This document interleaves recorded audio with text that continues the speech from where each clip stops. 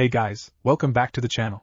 This is a story about what if Godlike Madara is Naruto's grandfather. Before I start, please support for more amazing content, and do consider subscribing to my channel and share this video with your friends. This is written by Vrithov.100 and link in description and support writer.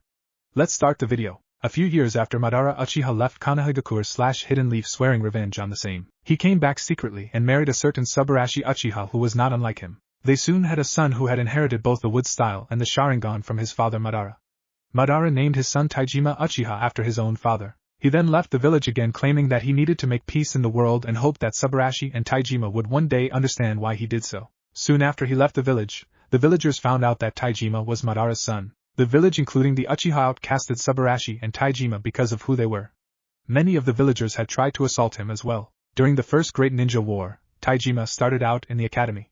Though the only one who even considered him a good friend might have been Kagami. The two of them weren't extremely close friends in the beginning like Hiruzen Sarutobi and Danzo Shimura, but Kagami and Taiima were still friends. Anyone who said that Taiima wasn't a prodigy would be seriously wrong.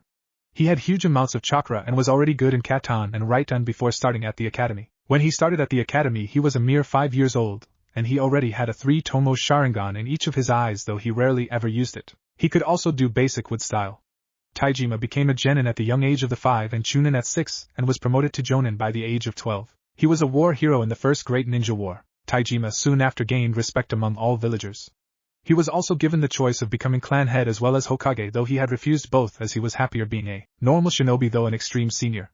But a lot of the common populace suspected that he would follow in father's footsteps and want to destroy Konoha. A part of Taiima wanted to do so before he came to be known as a hero due to all the hatred he received from the villagers. Even after being known as a hero, there was still a part of him, though extremely small, which wanted to exact revenge for what the village did to him in his youth. Taiima had manifested both the Manjiki Sharingan during the first Great Ninja War. Then a few years later during the second Great Ninja War once again was considered a hero, and he had manifested the Rinnegan due to him having both Senju and Uchiha powers when his wife was killed during the end of the Second Great War.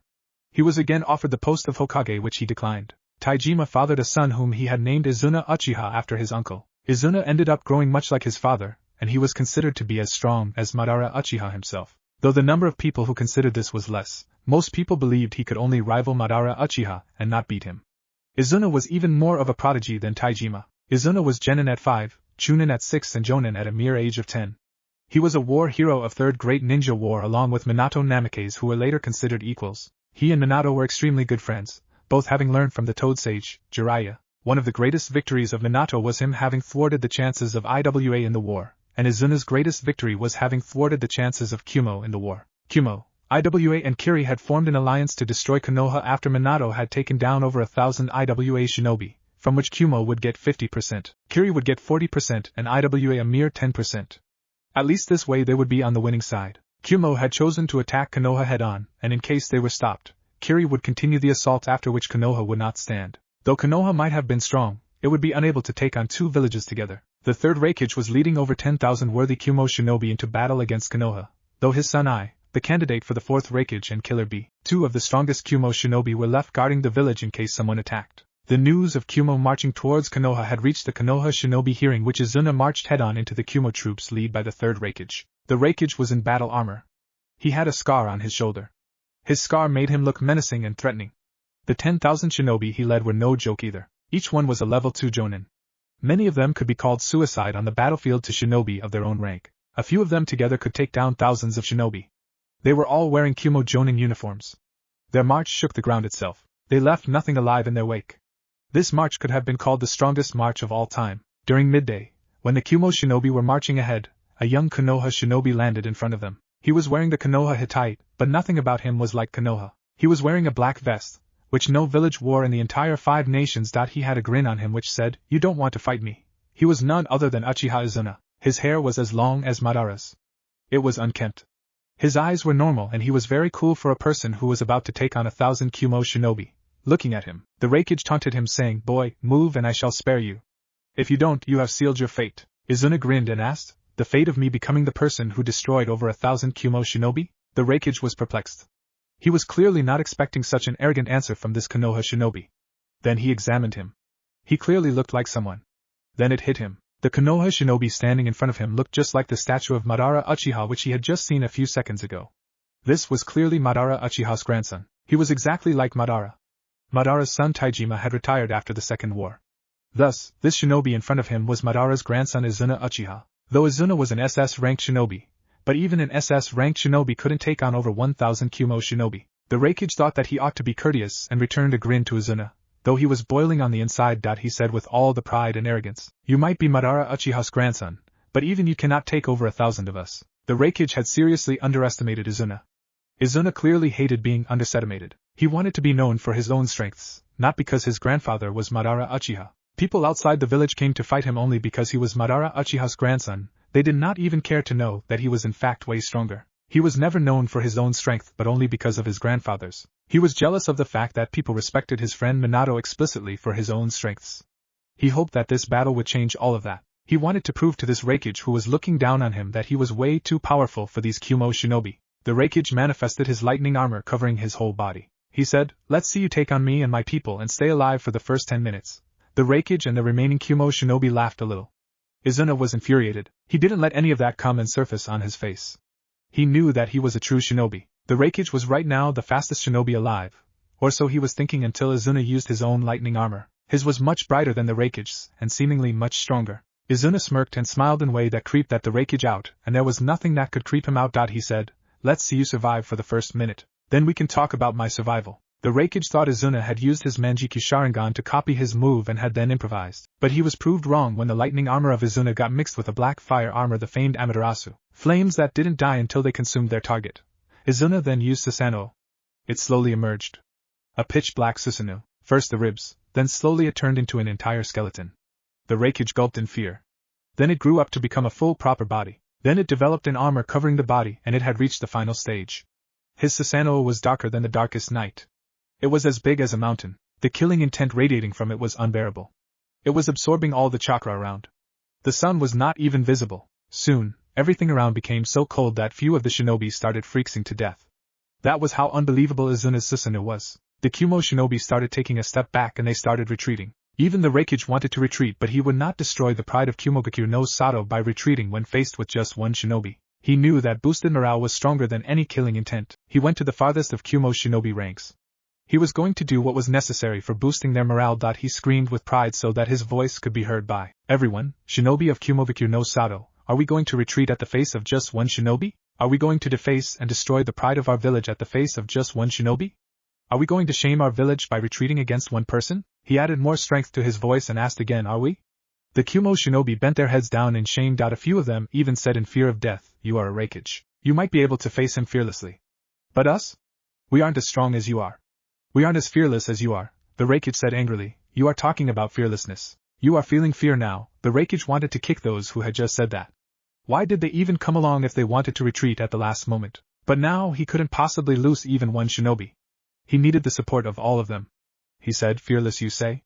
Let me tell you one thing, comrades, I am not fearless. Even I am afraid of war and fights. But look at me, do I retreat in the face of fear? Let me tell you all, my comrades, the more you face your fear the weaker it becomes. Fearlessness is not what is important. It is the courage to overcome your fear. Tell me, can we not beat this tyrant in front of us if we do it together? Together we can conquer the whole world. What is one shinobi compared to the whole world? Will you fight with me to the bitter end?" All the Kumo shinobi now said in harmony, "We shall." The Raikage then said, "Let us show this tyrant what we Kumo shinobi are mad up of. To victory, my comrades, to victory." The Kumo shinobi resounded together, "To victory." The Raikage felt that he had done a good job raising the morale of the shinobi. Izuna yawned and said, "That was inspirational and all, but are you guys planning to attack anytime soon? If you won't, I shall come to hand death to you in a silver platter." This did the job of angering the Raikage and all the Kumo shinobi. Now their actions would be led by their anger, and not by their rationality. The Raikage angrily said, "Comrades, what is the strongest jutsu you are capable of? Whatever it is, use it to your fullest advantage and strike down this tyrant here and now, and let it be known that it was us who took down this tyrant. Let us make a mark here and now." The Raikage himself used his famed technique, Black Lightning, and hit the Susanoo head-on. But Izuna just hit him as though he was rubbing a fly of his clothes and clearly overpowered the third Raikage, who was smashed into the ground by the Raikage. The Raikage then said in disbelief, "Let my life go to hell. Kill this goddamned bastard of a tyrant." When he did so, the other remaining shinobi used the strongest lightning jutsu they could use against Izuna's Susanoo, but it was only strong enough to push him back slightly. And the Raikage went back again with his one-finger strike against Izuna, and this time it didn't even make him move back. This pissed off Izuna. He was originally going to make this slow and go easy on them, but clearly he wouldn't. He uttered, wood style, giant wood dragon. Just as he said that, his Susanoo developed a massive wood dragon on the inside and the Susanoo covered it. The Raikage watched it in disbelief. The amount of chakra in the Susanoo had just doubled. The Kumo shinobi thought that Hei would eventually beat it together. Now all their hopes were shattered. They just stood there watching in disbelief as they knew death was coming for them, and it was coming very soon. The dragon wasn't the usual wood dragon. It was way larger. It had a complete human-like body. There were wooden scales all over the dragon. The dragon itself was brown in color with many different shades of brown to show the texture. It then unfurled its magnificent wings which suited his Susanoo. The Raikage knew that he had to do something or his men would just forget about the village and start to flee. He manifested his own lightning armor. It was in the most glorious form possible. He said, "My comrades, this is nothing. We shall conquer this tyrant and anyone else Konoha sends at us. Trust me, I shall not let you down." This gave the shinobi some very needed morale boost again. The dragon now flew as high as it could. Then in the front of its mouth an orb was seen. Soon it became bigger. It was very dark. It was almost as black as Izuna's Susanoo. Then they were able to know that it was an orb of the most concentrated chakra ever. Then all of a sudden, a lot of lightning nature just got added into it. Then there was even fire nature in the mix. The Kumo shinobi were now starting to panic. What they felt earlier was nothing. They were starting to doubt themselves and if they should have even come here to wage war, and if they should have retreated long ago, when they had the chance. The Raikage was astounded that Izuna could do this, but he knew that he would survive this. He was worried for his men. There was no morale, but only the want to flee and save their lives. The Raikage couldn't do anything but face him head-on. Then his men would at least helm him, and 10,000 shinobi, he believed, could take down this concentrated orb of chakra if they all worked together unleashing their best. He said, "I am going to take that bomb head-on. You can help and support me if you wish. You can leave if you want. I know I am asking you to go straight into death's hand, but will you follow me into battle this one last time?" The shinobi knew that their Raikage was telling the truth. They were walking straight into death's hands, but that wouldn't change that they were Kumo shinobi, and even if they did die then and there, they would die for their home and their family would be proud of them. They would not leave their Raikage alone. It would be their honor to fight their last battle alongside the strongest Raikage. They would beat the heck out of this Konoha shinobi, or so they thought. Izuna fired the huge beast bomb and simultaneously the Raikage flew at it, and concentrated chakra he had into this outstretched finger. This might not be enough to save everybody, but it would save most of them and give time to flee if they did not want to support him. Many manifested their strongest jutsu and fired it at the concentrated chakra. The Raikage had made a mistake by fighting Izuna Uchiha. He along with all the jutsu of the Tentu sand of his shinobi, and the chakra bomb collided. The Raikage was killed off, but he managed to reduce the momentum of the chakra bomb. When the chakra bomb hit the ground, the impact sent a shockwave which was strong enough to cause a minor earthquake almost instantaneously in Konoha, which was over 500 miles away from the place where the battle had taken place. A few seconds later the blast reached Konoha. If not for the shields Izuna had placed on Konoha, it would have been obliterated by the huge amount of chakra that came at it. Everything else had been destroyed in the region, and for hundreds of miles ahead, and almost until the borders of the Fire Nation. Fortunately for Izuna, he had also put a shield on most water bodies, monuments and villages in the Fire Nation, and not many people were hurt by the beast bomb. The terrain had completely changed.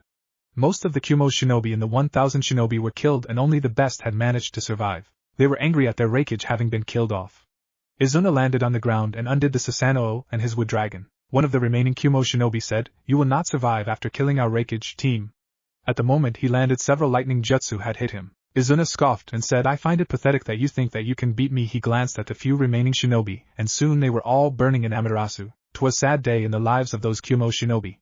A truly sad day. Izuna was later offered the post of Hokage, which even he like his father had declined, due to which Minato became Hokage. A few years later, Izuna had married Kikyoyu Uchiha, and had a son who was born with a fully matured 3-tomo Sharingan. Because of his fully matured Sharingan at birth, Izuna named his son Naruto Uchiha, Naruto meaning Maelstrom.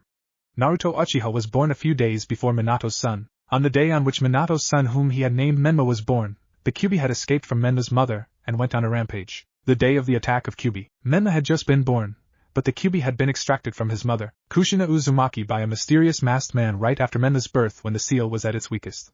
She was very happy to see that her son was alive. Minato and Kushina kissed their son. He had blonde hair and 3 whiskers. He looked very cute. Minato said, "I shall protect you and Menma. I am after all the Yondaime Hokage." Saying so, he put on his Hokage cape and flashed away. There he saw a masked man controlling the Kyuubi.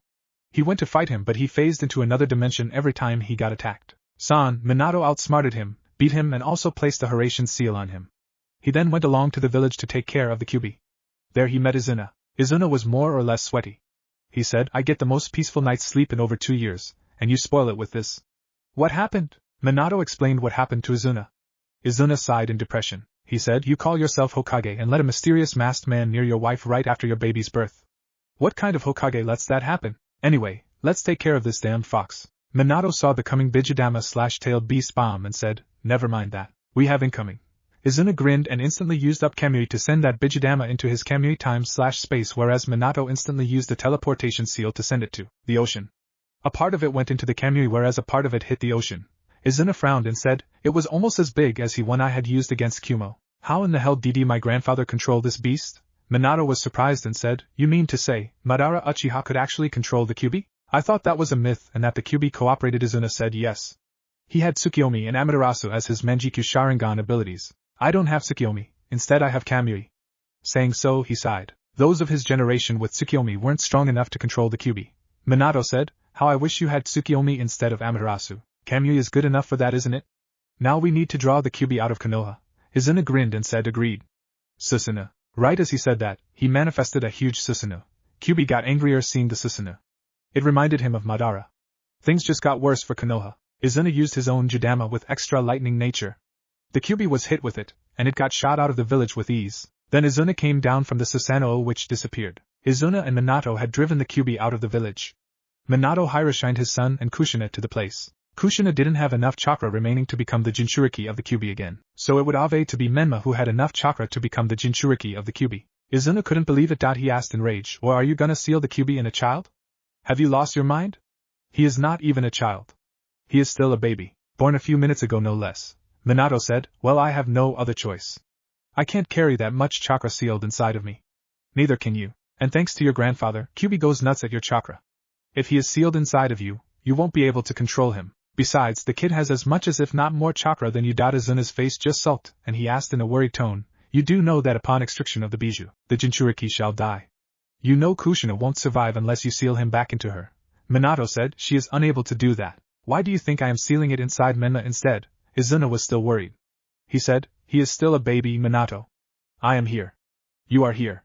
Why, your son?" Just as he said that, the Kyuubi had recovered from the hit and had come back for a rematch with Izuna and Minato. Minato used the Death Reaper seal and sealed off half of the Kyuubi inside himself.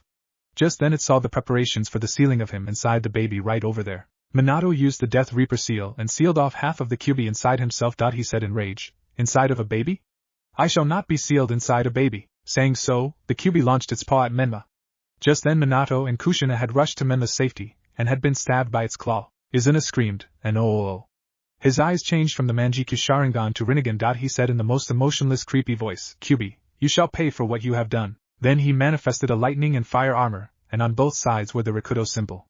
He gave off a killing intent far stronger than the Kyuubi. The Kyuubi on the other hand was more than surprised at the Rinnegan. He had never seen anyone with the Rinnegan other than Rikudo Sennin himself. Besides, Rikudo Sennin never got angry.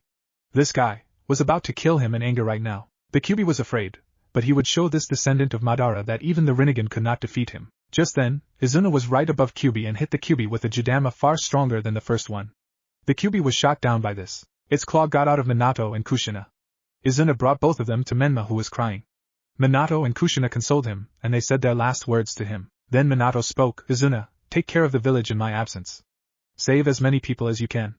I and Kushina are beyond being saved. Become the Hokage, Izuna, and try to see to it that your son and mine become good friends.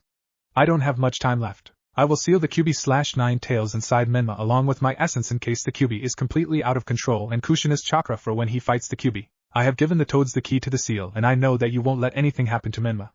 Take care, Izuna.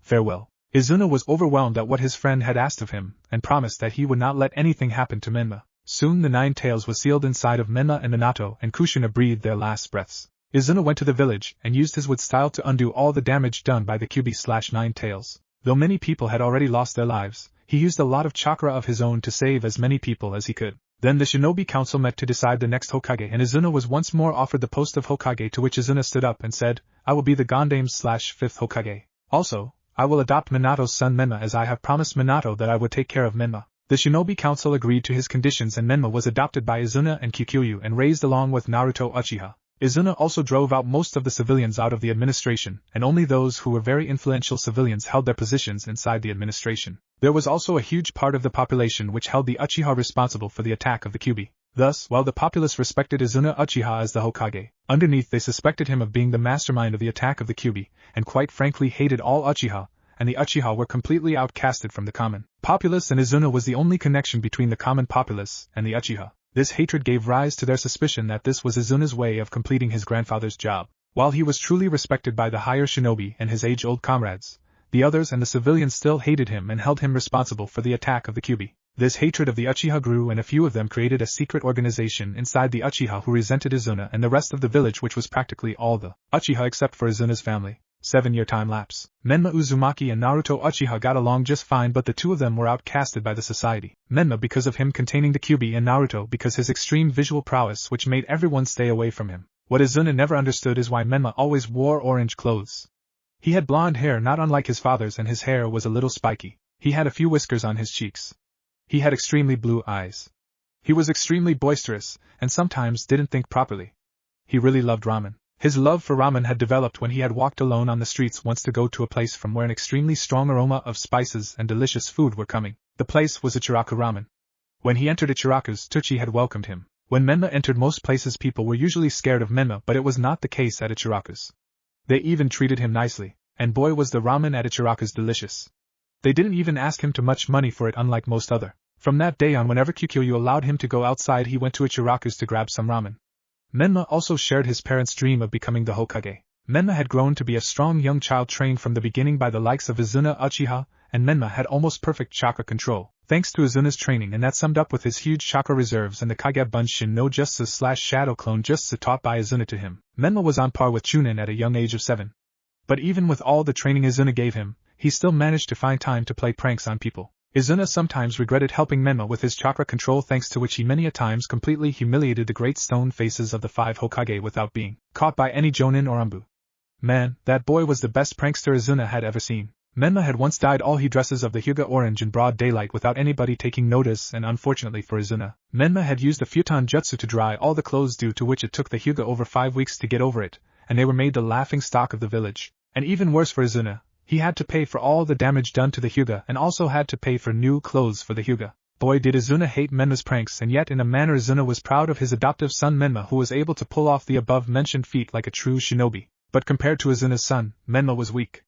Naruto Uchiha was on a completely different level compared to Menma. Izuna had trained Naruto himself, and Naruto Uchiha had manifested the Manjikyu Sharingan, the Chokutomo, when his grandfather had been assassinated in front of his eyes as Kumo tried to abduct him. Unfortunately for them, they burnt in Amaterasu. 'Twas another sad day in the history of Kumo, a very sad day in their history. Naruto Uchiha could do the Amaterasu, Kamui, place genjutsu on people who were extremely resistant to genjutsu, and finally he could even do a level 1 Susanoo. He could do with style almost half as well as the first Hokage, and had almost perfected Raiden and Katan. Naruto Uchiha was on par with most high jonin. Naruto Uchiha looked a lot like Madara Uchiha. He had spiky black raven hair. He usually wore dark blue robes. He too had a liking for ramen, but not as much as Menma. He was clearly not a prankster like Menma was, and was quite decent. His ideals were similar to those of his father, and of Minato. His personality was kind of a mix between Madara Uchiha and Hadhirama Senju. Shisui Uchiha and Itachi Uchiha would also sometimes train Naruto and Menma sometimes. Though Naruto and Menma didn't get along too well with Itachi's younger brother Sasuke, they got along just well with Sasuke's twin sister Mito Uchiha. Naruto would never understand why Sasuke was always so serious, so unlike his elder brother and younger sister. He had black spiky hair, though not half as spiky as Naruto's, and usually wore light blue clothes. He was a prodigy, but not as much as Itachi. He was probably a few levels lesser than Menma, and had 100 years to go before reaching Naruto's level. Mito Uchiha was much better than Sasuke. She had a good sense of humor. She was mostly cheerful, rarely ever lost her temper. When she did lose her temper, she was one of the very few persons who ended up scaring Naruto, and Naruto was usually only scared by his parents, and entire hordes of ninja which his father had shown him in a genjutsu to retell one of the battles he had fought. Mito usually wore dark red clothes and had short spiky hair. She was a prodigy better than Itachi and was much stronger than Sasuke as well as Menma. But she was not even a fifth as strong as Naruto, though people firmly believed that she would one day be at his level. Mito and Sasuke's mother Mikoto also used to visit them a lot, since Izuna and Mikoto were childhood friends, and Menma's mother Kushina and Naruto's mother Kaikyu and Mikoto were best friends in their youth. Menma and Naruto treated her just like the way they treated their mother, and she also had a motherly love for Menma and Naruto. Outside the Hyuga compound, one certain Uzumaki walked right past the Hyuga compound when one of the greatest pranks upon the Hyuga clan dawned upon him. His eyes were like that of Master Jiraiya when doing his research. Those moving past him instantly moved back, for they knew that if they tried helping the Hyuga, they would become the laughing stock of the village along with the Hyuga. Once, a shopman had tried to help the Hyuga. He had ridiculously failed, with the Hyuga's condition having gotten worse thanks to him. Nevertheless, the next day Menma pranked him hard. His entire shop had been rolled with toilet paper. Upon that, a good portion of his shop had been painted orange. All his materials had Menma's signature prank. Ramen, the food of the gods, written in orange, with all the walls having graffiti saying that Menma was the one and only prank god. The shopman was so shocked at the sight, and practically, he had been made the laughing stock of the village for the next few months.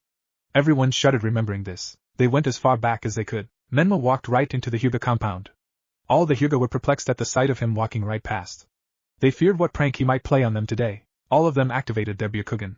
They sent all the children inside to be kept safe from his Hyuga leader. Hyuga Hayashi came in front of him. He said, "What have you come here for, you insolent brat?"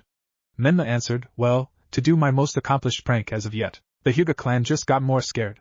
One part of their mind told them to catch Menma, but the other told them that if they did, the prank would just get worse. Many of them were shuddering in fear.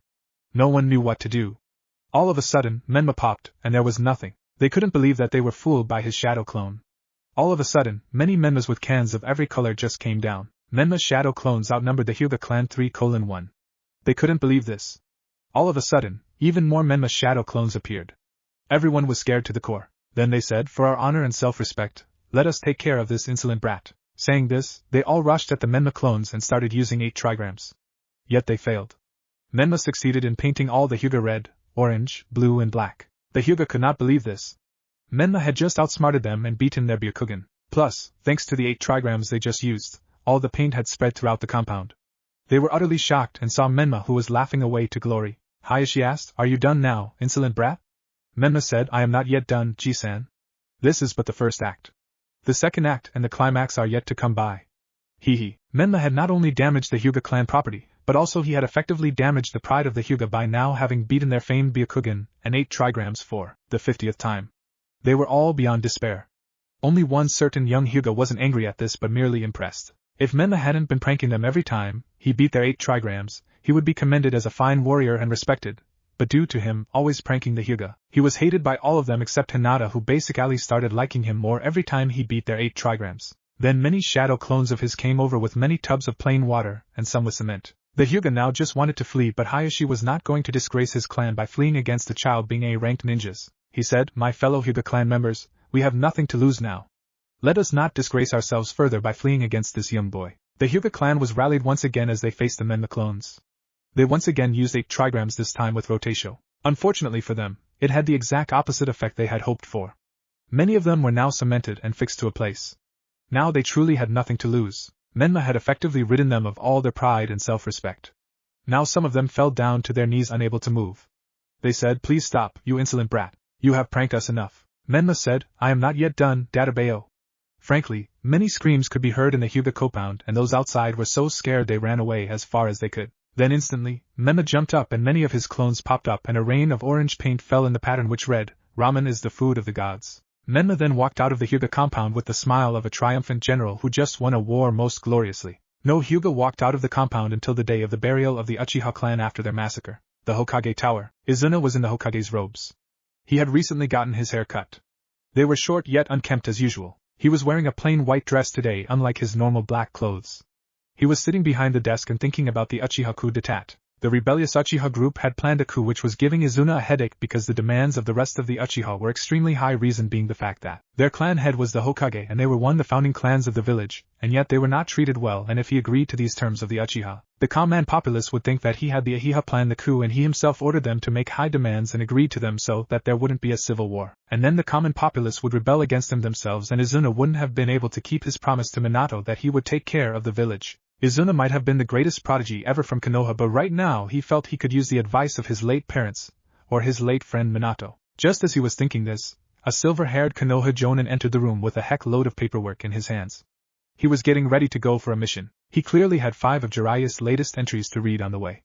His jonin vest was cleaner than usual. Writer Kakashi is very lazy even in this story, but unlike in the canon, Kakashi is a Kage-level ninja who can beat the Sandaime Hokage without breaking a sweat in this storyline. He is under Izuna because Izuna way more powerful. Izuna is stronger than Kaguya or the Jubi. Naruto eventually becomes way stronger. Izuna had just one question in mind right now: is God trying to kill me? And as though by God's will, Kakashi made an eye smile and said yes. Izuna lifted his head up, said, "Why did you say yes, Kakashi?" Kakashi answered, "Well, I was thinking whether to include Itachi and Shisui or Might Guy on my next mission, and I decided on Guy." Izuna sighed and bent his head again. He said, "Kakashi, any info on the Uchiha coup?" Kakashi kept the paperwork on Izuna's desk and said, "Well, they are still on the same standpoint as they were a week ago." Izuna looked at the paperwork in front of his face. He frowned at the huge pile of paperwork. He shifted it and put it below his desk and said, "You put that much paperwork on the desk like that, it will break. Anyways, have we tried any more negotiations?" Kakashi said, "Not since they declined you by insulting you in the Uchiha district of the village." Izuna flinched at that remark. He said, "What do you think I should do, Kakashi?" Kakashi sighed and said, "Well, in your current position, nothing you do can save the village. Basically, you are neutral, but everyone thinks that you are on the side of their enemy." Izuna once again sighed and bent his head and said, "You have any ideas on how to save everyone?" Kakashi said, "I don't." "Have you talked to Shikaku Nara? He can probably help you out here." Izuna said, "That is something that I can do, but Shikaku is not in the village right now. He won't be back until a few more days, and if we are unfortunate, 2 weeks before Shikaku is back in the village, and this is not something that can be resolved easily. The Uchiha are demanding an entire 25% of the village's revenue and for a bigger part of the village to themselves, and they want their image to be elevated in the common people, and shinobi alike. I can't possibly agree to these terms, and my own clan won't listen to me. I am in a fix right now. I really wish there were others who could do this job for me." Though Kakashi knew all the details, he was still surprised at hearing the 25% of Konoha revenue part. He said, "Well, all we can do is wait until we get better options other than letting civil war or exterminating an entire clan." Izuna said, "I suppose you are right." Kakashi looked at the paperwork and said, "Anyways, you have all this paperwork to take care of till then, and by the way, a bigger shipment of paperwork is coming around in a few hours, and good luck at it, sensei. I have a mission to complete. Bye." After Kakashi left, Izuna said, "Yup, somebody above wants to exact revenge upon me by giving me a death by headache." He sighed upon this, and used shadow clones and started digging through the paperwork, hoping that he could at least cause a dent in it by the next hour. Somehow or the other more of it appeared, and it seems the paperwork wanted to kill him. Boy, was the pile was huge. Just as he was thinking about this, he saw a huge rain of orange over the Hyuga compound. His jaw dropped to the floor when he saw that. He was sure that he would be penniless by the end of the day. Meanwhile, at the Foundation base in Konoha Forest, Danzo had asked Shisui to come to the base.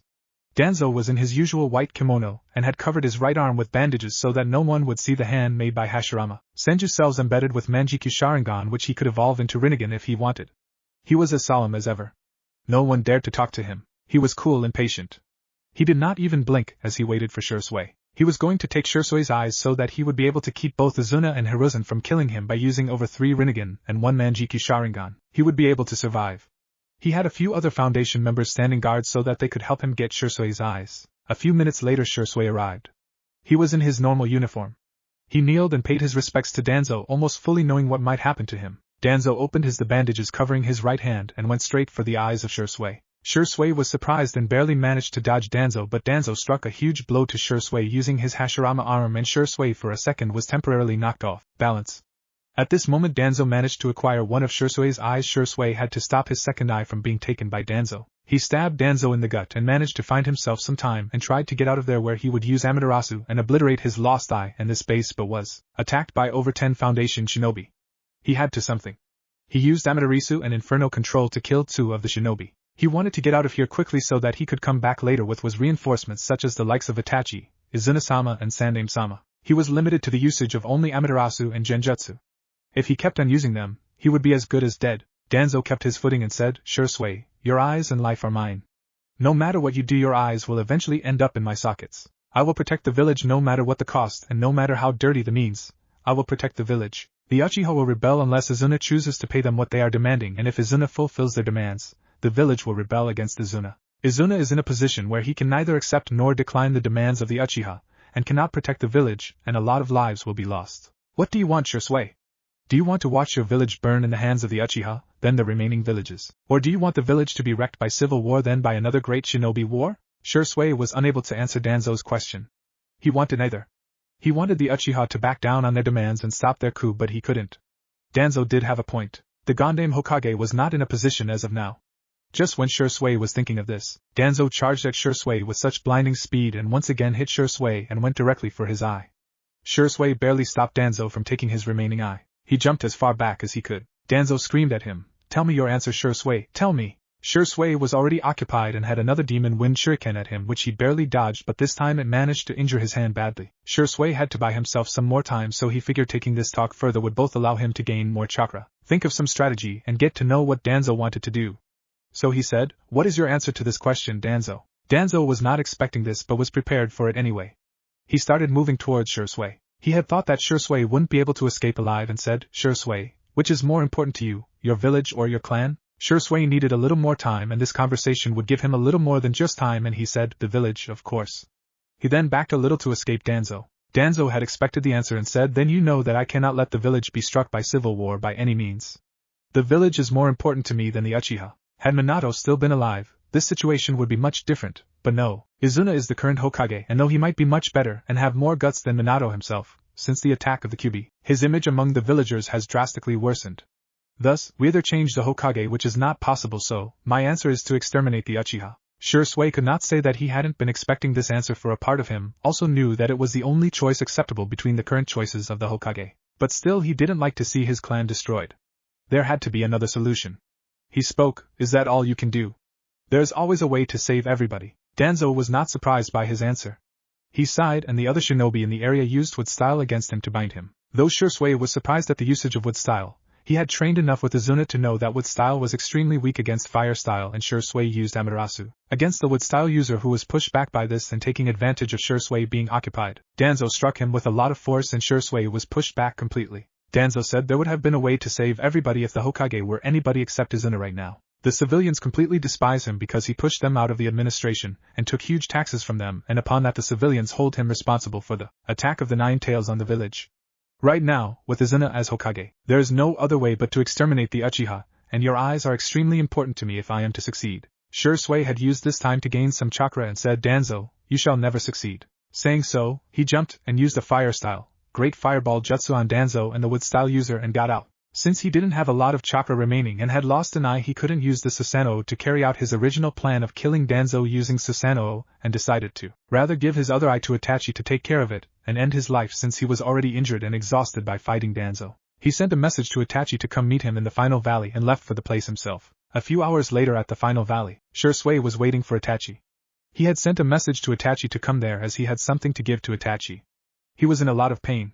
He was bleeding all over. Though he had only one injury made him bleed originally, Danzo's attacks had made him bleed internally, and he was coughing blood already. He was contemplating whether what Danzo was doing right or wrong. Danzo was doing what was right to save the village and all of Shinobi from another great war, but there had to be another way to go about it other than exterminating all Uchiha. At least Shisui thought so. Even Izuna was not sure if there was any other viable option other than that, yet he was searching for another answer. While thoughts about his previous conversation with Danzo were going on in Shisui's mind, Itachi arrived. He was in A and B uniform. He had probably just arrived from one. He was fresh. But upon seeing Shisui, he was more surprised than ever and instantly went to help Shui. Upon reaching Shisui, he noticed that Shisui had an eye missing. Itachi asked in anguish, "What happened to you? I don't know many people who can do this to you." "Who did it?" Shisui said, "Itachi, Danzo took one of my eyes and I am going to give the other one to you. There is a genjutsu embedded in it. When the Manjikyu Sharingan is activated, it will put a genjutsu on the observer which will make him want to do good for Konohagakure. Though if used once, it will take about a decade to recharge, so use it wisely, old friend." Itachi had tears in his eyes. He said, "But why? Why are you giving this eye to me?" Danzo said that the only way of stopping the Uchiha coup is by exterminating them. "So I want you to keep this in case Sasuke, Mito, or Naruto turn against Konoha." "What?" Shisui showed everything he had just been through a few hours ago to Itachi and then said, "Danzo will most likely trust you with the job of exterminating the Uchiha since you are the second strongest Uchiha in the village and the strongest is the Hokage. Don't consider me. I won't live for long after now. Only a few minutes at best. Keep this eye safe and away from Danzo. He will come for it. Goodbye, old friend." Saying so, Shisui collapsed and fell down from the head of the statue of the first Hokage. Itachi knew that in the current circumstances, Danzo's method was the most viable answer. Itachi fell on his knees and screamed his heart out. He mourned the death of his friend Shisui. Though a question remained in his mind, the only explanation Itachi could make out of what had happened just now was that Shisui agreed with Danzo. The only way out the current situation was to exterminate the Uchiha. Itachi also understood the situation perfectly. So he said to himself, "I will not let you down, Shisui." Itachi just manifested his Manjikyu Sharingan. He was not going to let his friend down at any cost. 7 days later at a foundation base, deep in Konoha Forest, Danzo was angry at his failure to get both of Shisui's eyes. He was wearing a white kimono as usual and had bandaged his arm again. He had also bandaged the right eye where he had placed Shisui's eye. He had a gleam of pride and solemnness in his face. He knew that he couldn't get the eye now. He had to do with just one. He could work fine. He had ordered Itachi to come. He would order Itachi to massacre all the Uchiha except the Hokage when everyone was asleep. The Hokage rarely went home, so it wouldn't be a problem to massacre his family as well. There shouldn't be any one of the Uchiha except the Hokage alive. Just as he was thinking this, Itachi had arrived. Itachi looked as solemn as Danzo, and he had just the slightest glint of anger in his eyes which Danzo failed to notice as he was bowing down. Danzo spoke, "Itachi, I have a very important task at hand for you. You might find it bad and hard, but it is for the well-being of the village. I hope you shall at least understand." Itachi knew very well what the mission was going to be. He rose. His face was more emotionless than ever. He said, "I am ready to do anything for the village." Danzo was happy. He had probably hoping for this to be harder to convince Itachi. He smiled and said, "I am sure that you are aware of the current situation of the Uchiha coup and of all the details since you are the informant for both sides. I want you to exterminate the Uchiha. You already know of the coup your clan is planning. Better me. The Hokage is in a situation where he cannot do anything without causing a civil war right now. I think you understand." "Yes, sir. I understand. I shall be taking my leave. The Uchiha will be exterminated this night." Danzo was more surprised than ever. He hadn't been expecting it to be so quick, but Itachi was a shinobi completely devoted to Konoha. An hour later, in a cave in Konoha Forest, Itachi came here to meet a person who claimed he was Madara Uchiha, whom he had been tracking for a few months now. That person was standing right in front of him. He had mask over his face with a single hole revealing his eye, which was a Manjikyu Sharingan. Itachi wasn't surprised. He just stood there. He was in the ANBU uniform. He gave of a creepy vibe. He spoke, "You are not Madara Uchiha. Madara Uchiha had the Chokutomo Manjikyu unlike yours. Besides, I know that Madara's chakra is similar to the Hokage's. It is nothing like yours." The person claiming to be Madara spoke, "Madara Uchiha is not a person, rather an idea. I am the successor of that idea, and thus, I am Madara Uchiha. His descendants are a disgrace to his name, and his ideas have been passed on to me." It was a proclamation. He was confident in his voice. Itachi was still emotionless and more stern than before. He said, "Whatever, I need your help to exterminate the Uchiha clan, Madara too." Madara too slightly laughed and said, "I will be extremely happy to help you out." Itachi then said with sureness in his voice, "We exterminate the clan tonight. Be there. I need your help. I might be a strong ninja, but even I can't exterminate the entire Uchiha clan by myself." Madara too said in confident voice, "I already told you, I will be glad to help." Meanwhile in Konoha, 3 days ago, Naruto had received the news that Shisui had disappeared. Many people presumed he was dead.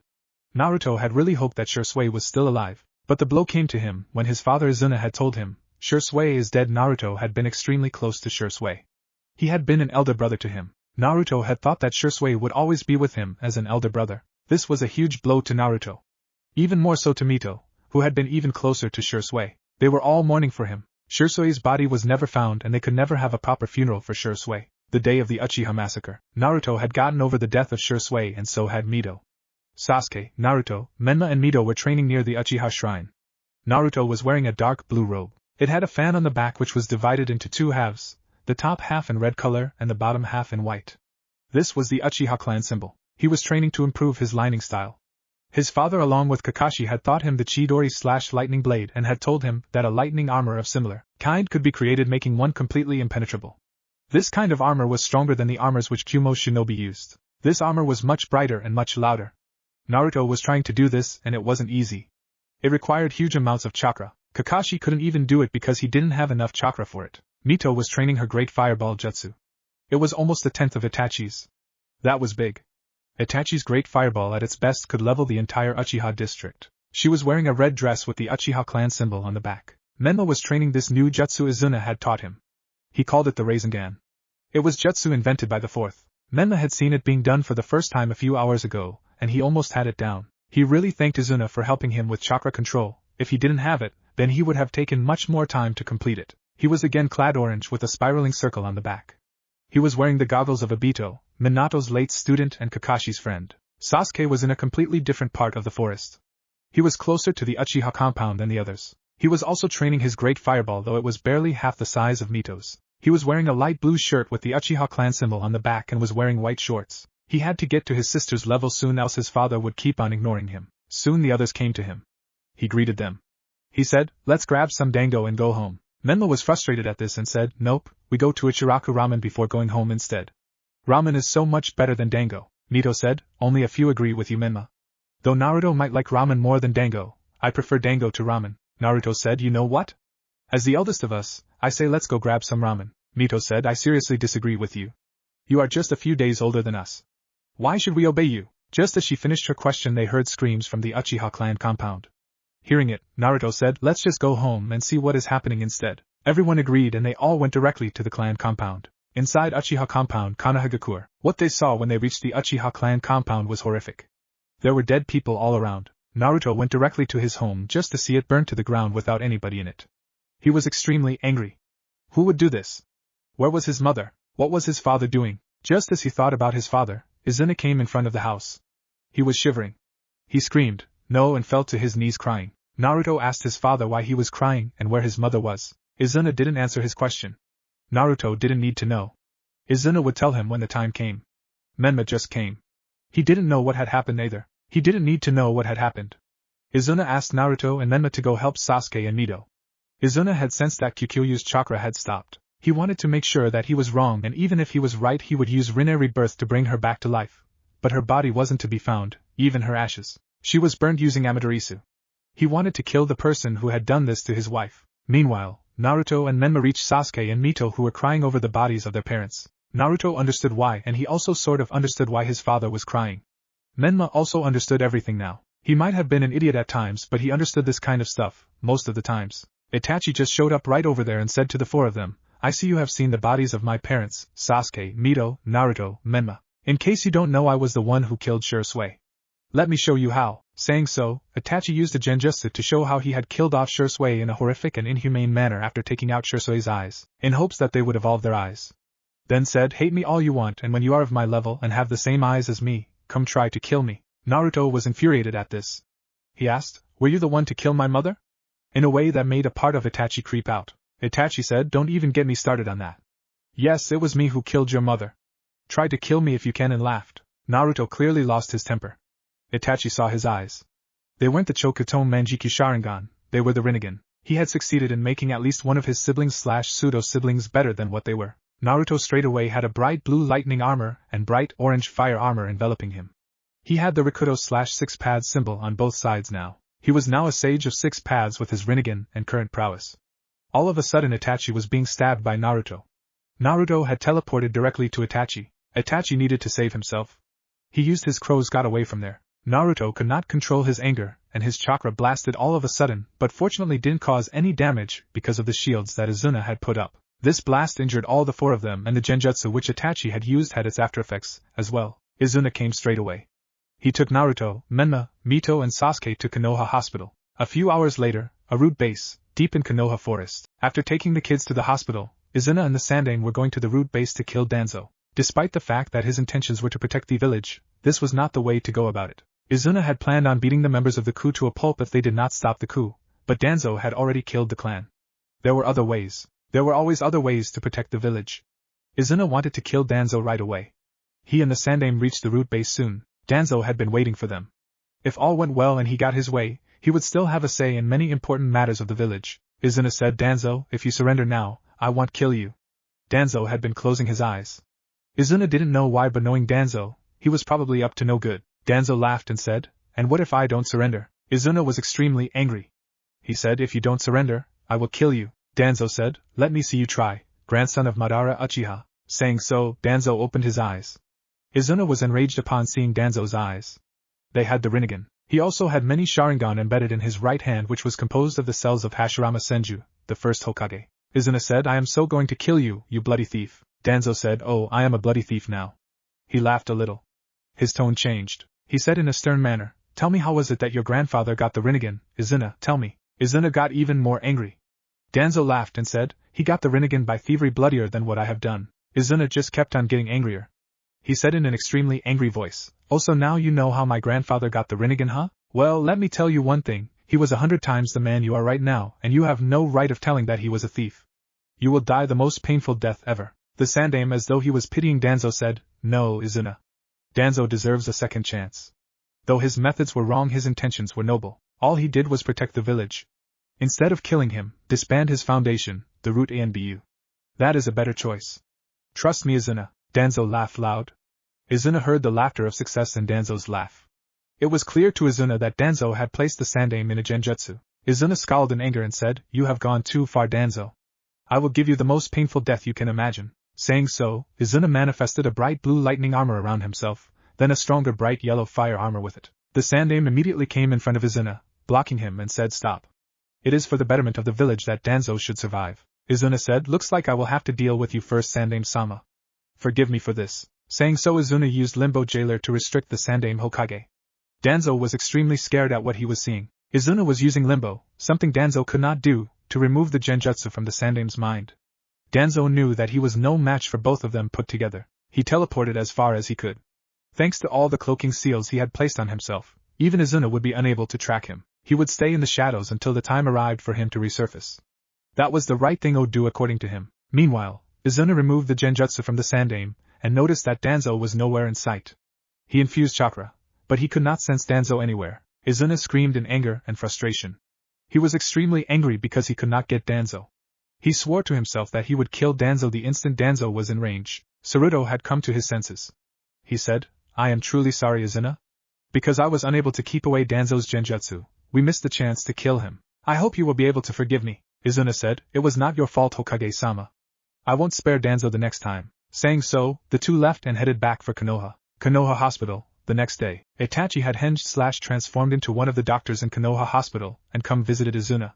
He said in a sorry tone, "I didn't kill Kaikuya-sama." Izuna answered sadly, "I know. You took the help of another person. Calls himself Madara Uchiha, I believe." What he didn't tell Itachi was that she had burned herself. She had had cancer for a while now, and while he had expected her eventual death, this tipped him over and caused him to awaken a higher version of the Rinnegan, which he liked to call the Manjikyu Rinnegan, and it gave him the ability to travel through time. Itachi became emotionless again and said, "Yes, Hokage-sama." Izuna asked in a very serious tone, "Did you see anything about him? Did you recognize his chakra signature?" Itachi answered, "No, but he did have the same Manjikyu Sharingan as Kakashi." Izuna said, "Do you know how to contact him?" Itachi answered, "No. I just happened to see his Manjikyu. Asked him who he was and he told he was Madara Uchiha. I just followed him ever since. He is extremely hard to track. The day I asked him for help, I just happened to recognize his chakra. Went and asked his help. He offered it. I took it." Izuna said, "His chakra signature reminded me of one of Minato's deceased students, Ebisu. He was the one who caused the attack of the Kyuubi on Konoha. Anyways, I have a job for you. As of now, because of what you did, you will be considered a criminal by most of the people, but for the higher-ups you are a spy for Konoha. You shall join the mercenary group Akatsuki and give us all the information you have gained from them. I took care of Danzo, tried to use genjutsu on me, had the Rinnegan and Shursui's eye. He managed to escape, but as of now, he is an SS-class criminal throughout every nation. I shall take care of Sasuke and Mito. You need not worry about them. As for Naruto and Menma, what kind of a father lets his children be in trouble?" Itachi said, "Fine, Hokage-sama. How are we to communicate?" Hearing this, Izuna tapped his index and middle finger of his right hand on Itachi's forehead and said, "Now a telepathic link has been created between me and you. It can be opened whenever we want. I will know if you have opened your end and you will know if I have opened my end. This way we can communicate. Now take your leave." Itachi said, "Thank you, Hokage-sama," and left. Some time later, Naruto, Menma, Sasuke, and Mito woke up. Mito had manifested her Manjikyu Sharingan. Sasuke had still not manifested any form of eye. Naruto woke up and first thing he asked Izuna was, "Did you kill Itachi?" Izuna answered, "Well, not yet. Itachi managed to escape. He is most probably in a completely different part of the nation now. I have lost enough of my people today. I can't afford to lose more. We can send a search party after him later. First we need to have a funeral for all the dead and pray for their peace." Konoha Hospital. A few days after the Uchiha massacre, Izuna told Naruto that they would soon have the funeral for all the dead Uchiha. Izuna felt bad for them. There was probably a way by which even the Uchiha could have been saved. If there was, Izuna hadn't seen it. Izuna wasn't wearing his usual clothes, the Hokage's cape with a black Uchiha robe and the Hokage's hat. Instead he was clad black since the funeral for the Uchiha clan was to be held that day. Naruto just woke up. Naruto was also clad black for the funeral which was going to be held that day. He had the Uchiha clan symbol on the back. Mito and Menma had just woken up. The two of them were also clad black. They were not their usual cheerful selves. They were very sad. Mito had manifested a Chokutomo Manjikyu Sharingan on the night of the Uchiha massacre. Izuna was sure of it. This he would confirm in a training session before the academy started. As for Menma, Izuna feared that the Kyuubi and he might have had another match if not for Naruto having stabbed Itachi. Sasuke had not yet even manifested his Sharingan. Izuna couldn't blame Sasuke for it. The kid was always compared to his siblings and peers and had a lot of pressure put on him by his father, who almost ignored him. Sasuke always wanted to prove himself, but not once had he gotten his father's attention. Though his father had loved Sasuke the most, Sasuke didn't know that. He had always thought that his father had loved him the least. Sasuke didn't have the chance to manifest his Sharingan. Hopefully he would manifest it in the near future. The Uchiha funeral, Konoha Cemetery. Most people there were in tears. They had lost many friends. Izuna wasn't crying, but he was clearly sad. Naruto, Menma, Mito and Sasuke were in tears as well. They were all mourning for their dead friends and family. The same day, in Mito's room, she had changed her clothes. She was wearing a dark blue dress with the Uchiha clan symbol on the back. Her hair didn't have its usual spiky nature that day. When she went inside, she saw a scroll written to her. It said for Mito. She didn't know what to do. She just opened it. It was written in Itachi's hand. It said, Mito, if you are reading this, the rest of clan excluding Izuna-sama, Sasuke and Naruto is dead. In case you have manifested your Manjiki Sharingan, ask Naruto or Izuna-sama or Kakashi-senpai for some help. Go to the Uchiha shrine. It contains a lot of information on it. You will never be able to reach my level, no matter how hard you try, so you can say goodbye to your revenge. This scroll is just my way of laughing at you. Mito was infuriated and used the Manjiki Sharingan to see if there were any more insults hidden in Genjutsu. But she just found a face of Itachi laughing. She just burnt the scroll and left it to rot. She wanted to kill Itachi, but she needed to become much stronger for that. She wanted to become much stronger. She thought of approaching Naruto before approaching Izuna-sama. Izuna's house, Uchiha compound, Konohagakure. Izuna had rebuilt the house. He made Kaikyu's room just as it had been before the massacre. He needed to train Naruto right now. That was his top priority. The academy would start soon. He never knew why the standards at the academy had fallen so low. Most genin of today would probably not pass the examinations during his time. Most chunin of now would barely be able to beat genin of his time. Upon that, the academy took a lot of one's time without actually teaching them anything. He had tried many times to raise standards for the academy that most people had denied him by telling, we live in an era of peace. Why should we make our children work so hard when they don't have to? He had hated this attitude of people. The only people who could even understand him were the clan leaders and the higher jonin. He would really like it if everyone thought the same way as he. He had changed his clothes. He had his usual unkempt spiky hair, not unlike Madara's, but it was much shorter. He was wearing a black armor-like jonin vest with the Uchiha clan symbol and the Uzumaki clan symbol, a spiraling circle on the back. Above that he wore the Hokage's cape. Naruto just walked inside the room. He was with Mito. Mito had just told Naruto about the scroll Itachi had left her. Naruto had also been infuriated by Itachi, and had come to his father to train him. Naruto had also gotten himself a change of clothes. He was wearing a black robe with the Uchiha clan symbol on the back. His hair was spikier than usual, and he was much more serious than his usual self. Naruto came in front of Izuna and said, Tusan, I want you to train me. Mito also added, Hokage-sama, I too want to train under you. Izuna thought to himself, took them long enough. He saw Naruto's Rinnegan and said, I shall train the two of you but separately.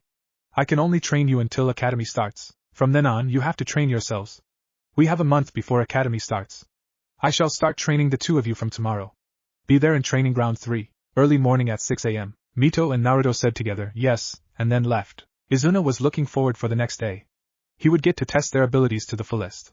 Hopefully they would be strong. Just as he was thinking this, Sasuke and Menma came inside.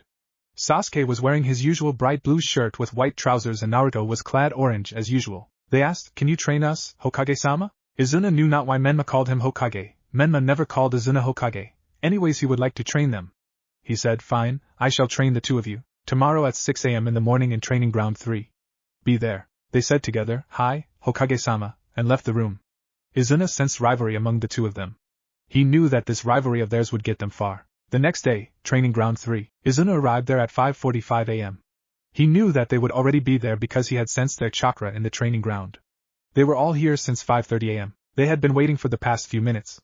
Izuna did the hand sign for Kage Bunshin no Jutsu / Shadow Clone Jutsu and 3 shadow clones of Izuna popped up. They all had equal amounts of chakra. Izuna said, we have 4 weeks to train before academy starts. I can't train you after the academy starts. I will practically be in paperwork hell after that.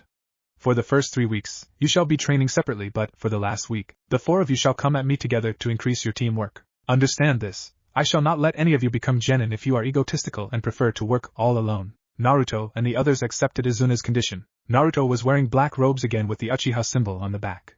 His hair had its usual spikiness. Mito was wearing bright red clothes with the Uchiha clan symbol on the back. She was much more cheerful than the previous day and her hair was much spikier. Sasuke was wearing a black shirt with the Uchiha clan symbol on the back and white trousers, and Naruto was clad orange as usual, and had the Uzumaki clan symbol on the back. Then the real Izuna went to Naruto, and the two of them teleported to the Forest of Death, or Training Ground 44. Two shadow clones of Izuna went to Sasuke and Menma and teleported along with them to Training Ground 0. The remaining shadow clone of Izuna told Mito, "We shall be training right over here. Training Ground 44/the Forest of Death." Naruto was surprised at the sudden change of location. He asked, "Where are we to, San?" Izuna grinned and answered, "This is Training Ground 44, also known as the Forest of Death. Right now, we are the only people in here, but there are many beasts which can take your life if you are not careful in here. Now you have manifested the Rinnegan. Do you know what it can do?" Naruto did not know what his father was talking about. He excitedly asked, "What is the Rinnegan?" Izuna wasn't surprised that Naruto did not know. After all, the Rinnegan was only possessed by 3 people alive, Izuna, Taiima and now Naruto, and many people did not even know what it was. Izuna had not expected Naruto to know the answer and asked him, "What do you see when you see in my eyes?" Naruto lost his enthusiasm at such a question. He answered, "A wide eye with 6 concentric circles and 3 tomo in every alternate circle. I suppose it is an enhanced version of the Sharingan." Izuna smiled and said, "You are not completely of the mark, but you are still wrong about my eye being an enhanced version of the Sharingan. Let me ask you another question. Have you seen your own eyes in the mirror since the massacre of the Uchiha?" Naruto just got let down. He thought he would get to learn this Rinnegan thing, but his father was giving him a lecture. He answered, "No, I neither had time nor any patience to do that." Izuna sighed and asked, "Are you facing any problems with concentration right now?" Naruto was surprised. He then felt it was to be expected, as Izuna was a genius and had a great sense of the world around him. He answered, "Yes, ever since the massacre of our clan, I have been receiving too much input from my senses. I haven't been able to concentrate on one thing due to that." Izuna switched to a tone of a teacher and asked, "Do you know why you are receiving too much input from your senses lately?" Naruto didn't know why his father was asking him such questions today. He answered, "No. I don't know why I am receiving so much input." Izuna smiled said, "Well, that is because your eyes are the same as mine." Naruto wasn't expecting that answer. His eyes were the same as his father's. He couldn't even imagine such a thing. He thought that he wouldn't reach his father's level at least for a decade or so, but his father was implying that he already had. Then Izuna laughingly said, "Now, don't jump to any conclusions that you are as strong as me or even close to as strong as me. You have 100 years to go before you are as strong as me." Naruto was kind of feeling guilty and sad because he had jumped to the conclusion that he could rival his father. Then he said, "Well, Tusan, is this the Rinnegan?" Izuna was certainly happy that his son had landed on the right conclusion. He said, "Yes, it is the Rinnegan, but do you know what it is?" Naruto slightly regained his enthusiasm and answered, "The best conclusion I can land at is that it is an enhancement of the Sharingan." Izuna kept his smile on his face and said, "It isn't entirely wrong. After the Manjikyu Sharingan comes the Rinnegan, but one with only Uchiha powers such as Mito or Sasuke cannot manifest the Rinnegan. Those with only Senju powers, like Menma, can also not manifest the Rinnegan. Only one with both Uchiha and Senju powers can manifest the Rinnegan. The two of us and your grandfather Taiima Uchiha had both Uchiha and Senju powers from birth, allowing us to manifest the Rinnegan. The reason why the two of us and my father who are Uchiha have Senju powers is complicated, but these Senju powers also allow us to use Mokuton/Wood style. Now, do you know the extent of the powers of the Rinnegan?" Naruto said in an excited tone, "No. I don't yet know the full prowess of the Rinnegan." He had hoped that this would make his father want to teach him the jutsu which the Rinnegan let you use. Izuna said, pride etched in his voice, "You can sense the chakra of everybody using your Rinnegan.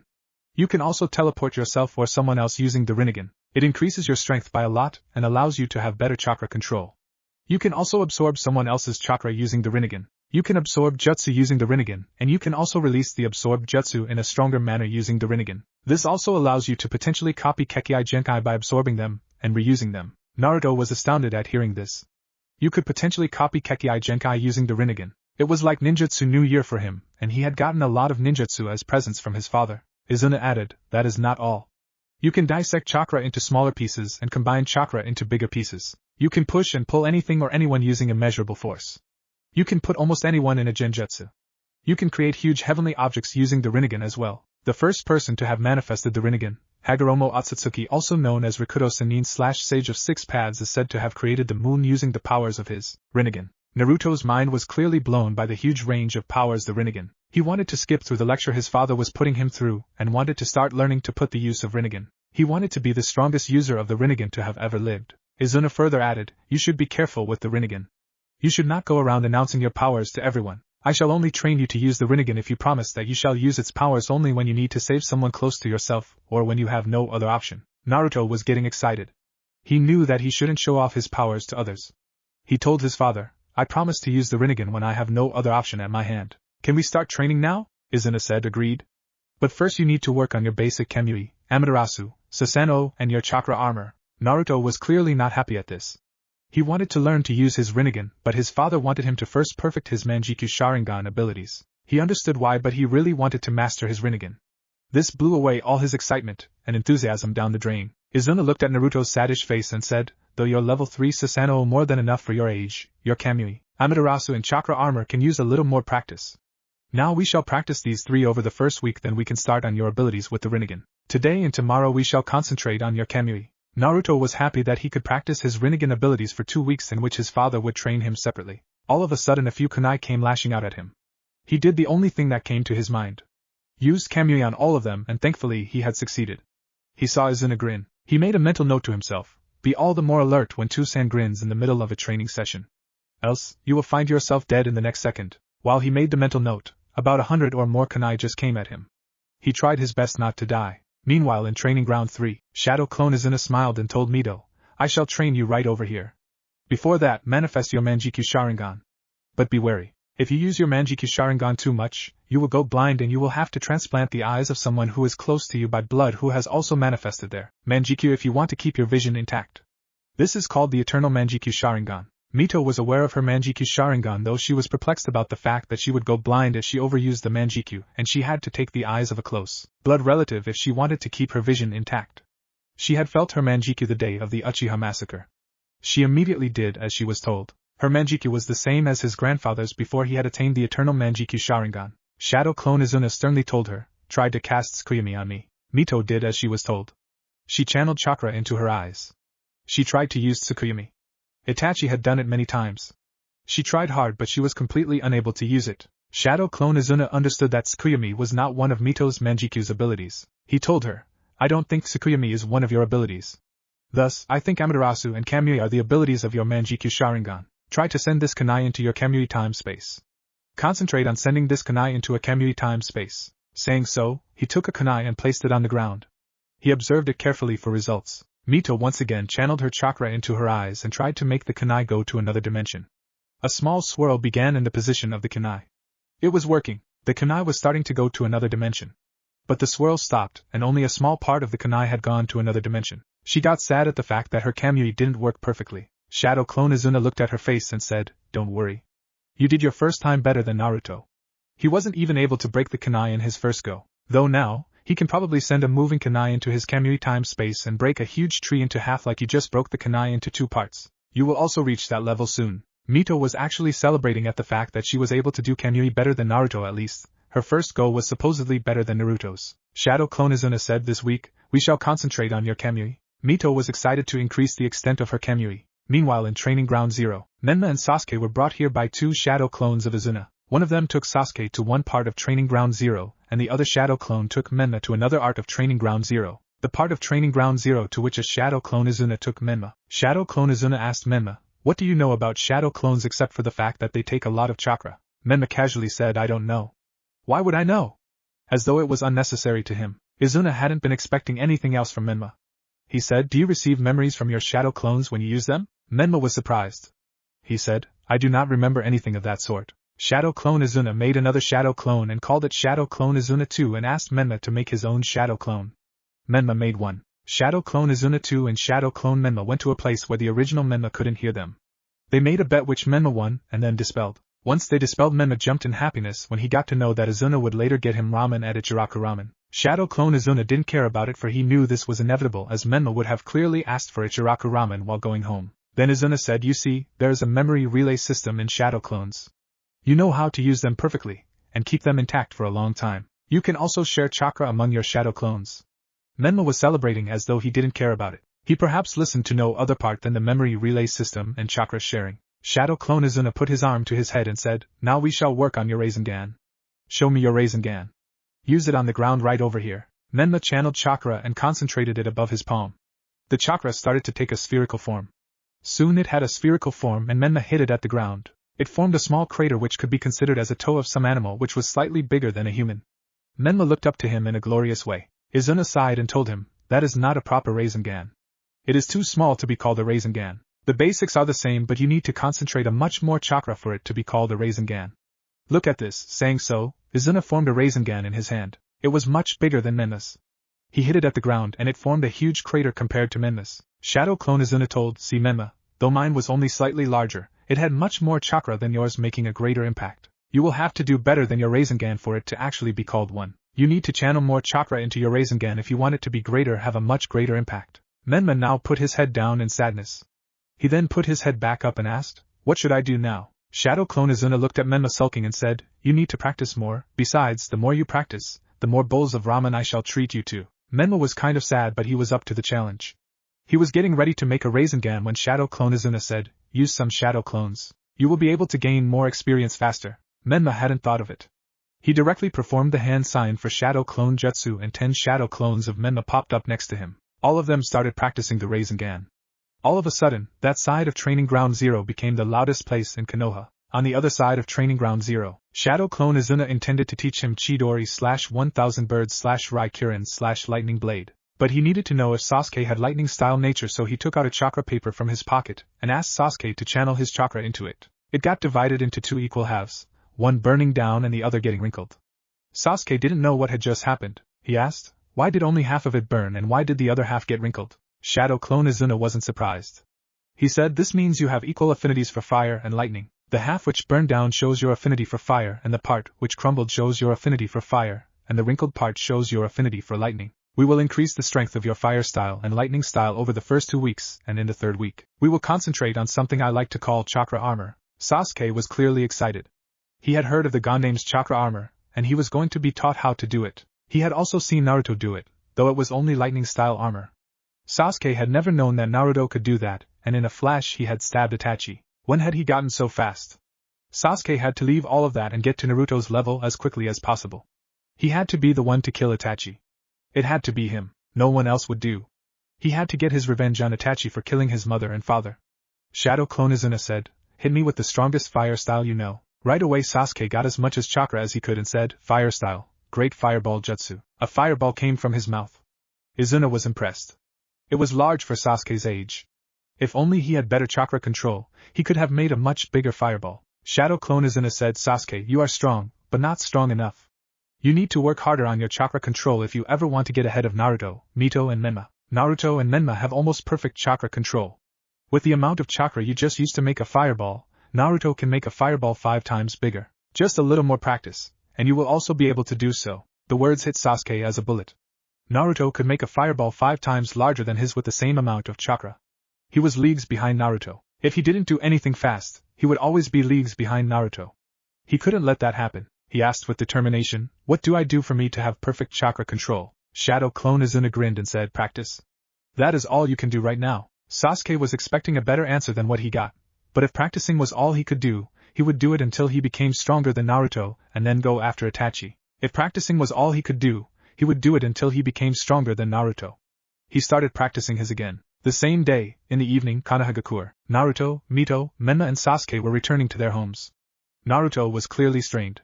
He wasn't his usual self. He was clearly acting as though he had been on the brink of death, which he had. His eyes were very drowsy. His clothes looked as though he had rolled in a mud pole, which he had incidentally done to keep himself alive when he had been attacked by few hundred kunai. Mito asked him, what's wrong with you, Naruto? Stop acting like that. Naruto answered, you don't know how brutal my Two-san can be when training me. I almost died today. Did you? The worst thing that ever happened to you today is probably that you had to dodge a blunt wooden kunai. I had to send a kunai coming at me faster than sound into my Kamui time space. Did you have to do that? I had to injure my father by using Kamui when he was almost at half his top speed. Did you have to do that? I am going to go to Ichiraku Ramen and get myself a few bowls of good old ramen right now. You can join if you want. Mito was clearly shocked. Compared to the hardships Naruto had gone through that day, her training regimen was too gentle. Naruto asked, what did Two-san make you guys do today? Mito answered, well, we practiced my Kamui skills. My first time was better than your first time. So that makes me better than huh? Naruto didn't quite understand her. Had she just forgotten that he could almost send a kunai faster than sound into his Kamui time space? First times were nothing. He grunted HN. Mito was quite displeased at hearing this. She angrily said, so what if you are better than me right now? I will be better than you by the time we graduate academy. Naruto was clearly unable to understand Mito's resolve. They were on completely different levels. She might be good, but she had years to go before becoming as strong as him. He said, I like your resolve, but good luck at doing it HN. Mito answered angrily, HN. She couldn't bear this attitude of Naruto today. Maybe his training had been worse than hers, but this was still no way to behave. Naruto, on the other hand, just wanted to go to Ichiraku and get a good amount of ramen, and then sleep. The next day was going to be worse for Naruto, and Izuna would not let Naruto finish the regimen easily. He needed rest if he were to survive the next day. They soon reached Ichiraku. Naruto sat down and said, 2 large miso char siu ramen. Menma also ordered the same thing. Mito and Sasuke ordered plain ramen. Naruto gobbled one entire bowl of ramen in an instant, as though he had never had food in the past year. He looked at Menma and Sasuke and said, You never told me what my father made the two of you do today. Tell me. Menma enthusiastically answered, He made me practice my Rasengan. I can land a good blow now. I can also make a good amount of shadow clones, and by the way, today ramen is on your father. Naruto was impressed at the fact that his father would be paying for ramen. Now he would stuff himself up as much as he wanted. This was going to be fun for him. This was his way of making his father pay up for all the hardships he went through that day to stay alive. He right away said, 4 orders of large miso char siu ramen please. Mito was clearly surprised at his sudden change of mood. The fact that ramen was on his father today made him want to eat as much as he wanted. A part of Mito felt that Naruto was more addicted to ramen than Menma was. Naruto then went along and said, You might eventually become stronger than my father, Menma. Menma wasn't expecting this from Naruto. He beamed in glory. Mito, on the other hand, had clearly lost it. She channeled chakra into her palms and shot down Naruto big time. He was injured. He couldn't possibly believe that he had been shot down with so much force. He clearly ignored it despite his senses having told him, dodge it. He had paid the price. Fortunately, his chakra reserves were huge. They would heal him soon, Mito said. Menma can eventually become stronger than Izuna-sama, but I can't become stronger than you, Naruto said. He can become stronger than my father. Not stronger than me, Mito. No one will become stronger than me when I am at my peak. I will become the strongest person to have lived. Believe it. You are no exception either. Even you won't grow stronger than me. My father, yes. You will become stronger than my father. But me, you are not even close. Mito was clearly angry. She manifested her Sharingan, and then her Manjikyu Sharingan. Naruto was clearly pissing her off right now. She wanted to use Kemei on him right now. Right then, Sasuke, who was clearly pissed off by the fight of these two, said, Fire style. Great fireball jutsu. This was going to be hard for Naruto to deflect. Instead, he did the best thing he could. He used Kemei on the fireball coming towards him. It instantly disappeared. Sasuke couldn't believe his eyes. His fireball had been undone in a flash by Naruto. Izuna, who was sensing this happening from his office, smiled at Naruto's quick-wittedness. Had nothing been done, Izuna would just send it above the sea where it would hit the sea and then go to Ichiraku and scold these children for fighting in a place where it could harm civilians. He would still lecture the 4 of them, but a little while later when they reached the Uchiha clan compound. Meanwhile, in Ichiraku, Naruto was impressed at Sasuke's fireball. He had improved. All 4 of them were on their feet. Naruto said, First we eat. Then if you want to take this outside, I will be your guest. I cannot let this ramen go to waste. Menma agreed and they all sat down to continue eating. Ichiraku-tuchi let a sigh of relief. Then Izuna appeared. He said, Ichiraku-san, can you make a bowl of miso char siu ramen for me? Ichiraku-tuchi said, Hi Hokage-sama. Soon they all finished eating and Izuna paid for the bill. He couldn't actually believe that Naruto and Menma had each eaten 30 bowls of large miso char siu ramen in a competition. He couldn't believe his bad luck with his money. He had to go home now with an empty wallet. He teleported the 4 of them back to the Uchiha compound. The Uchiha compound, Konohagakure. The 4 of them were surprised that Izuna had arrived.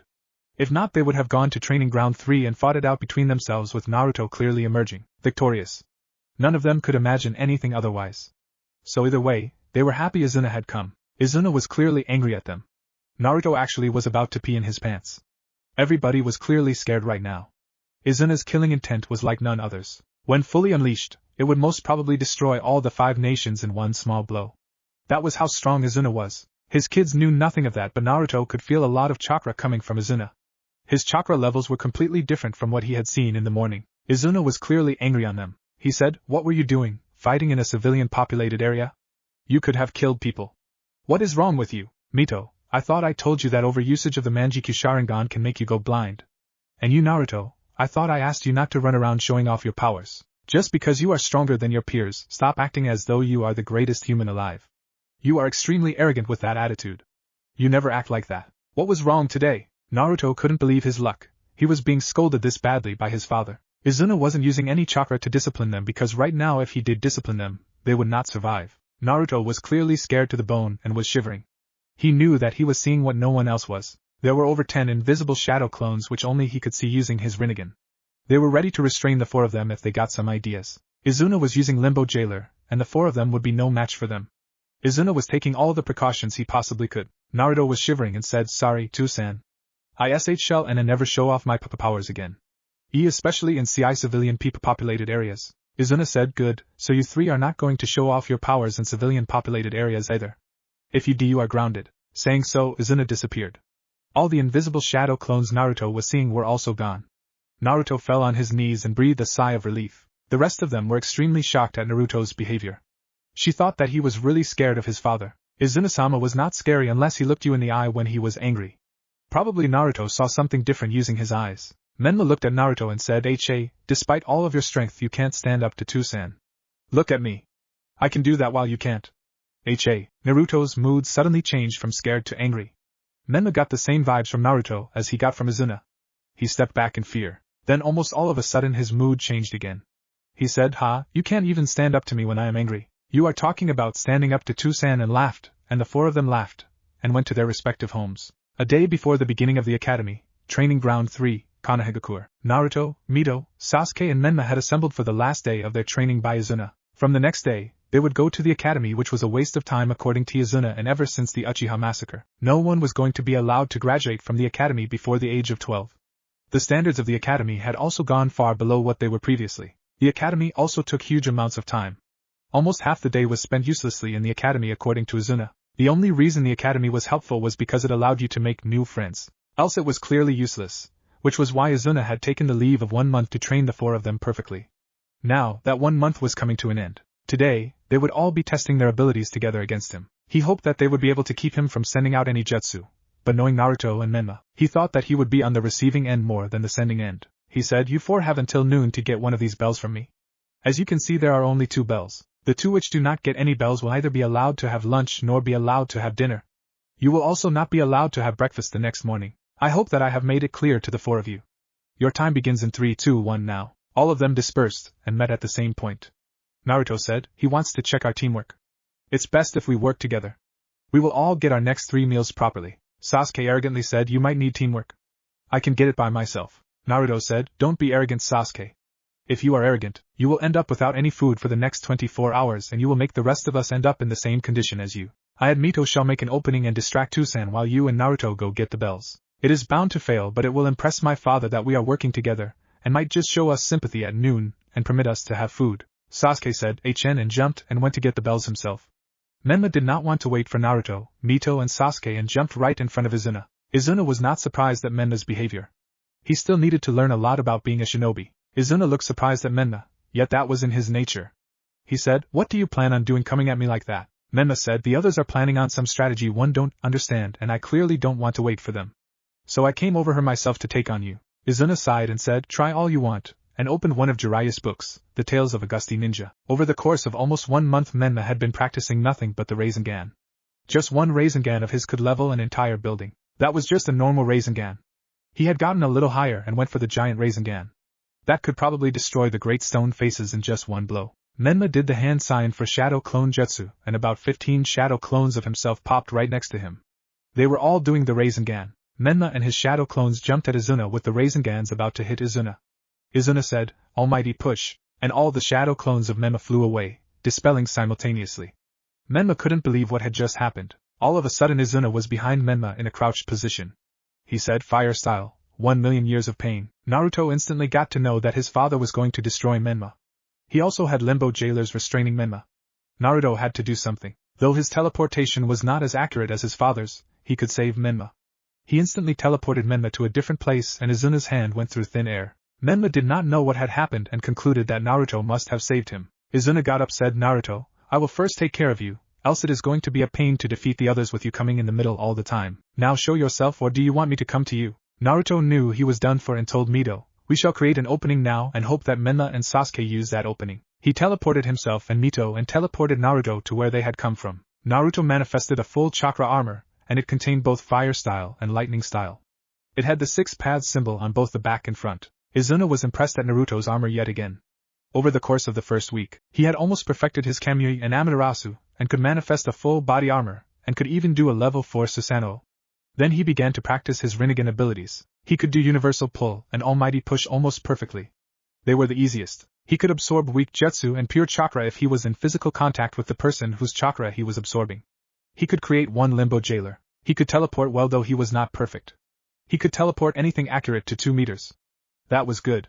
He was extremely quick. He could create gravity and create mini-moons.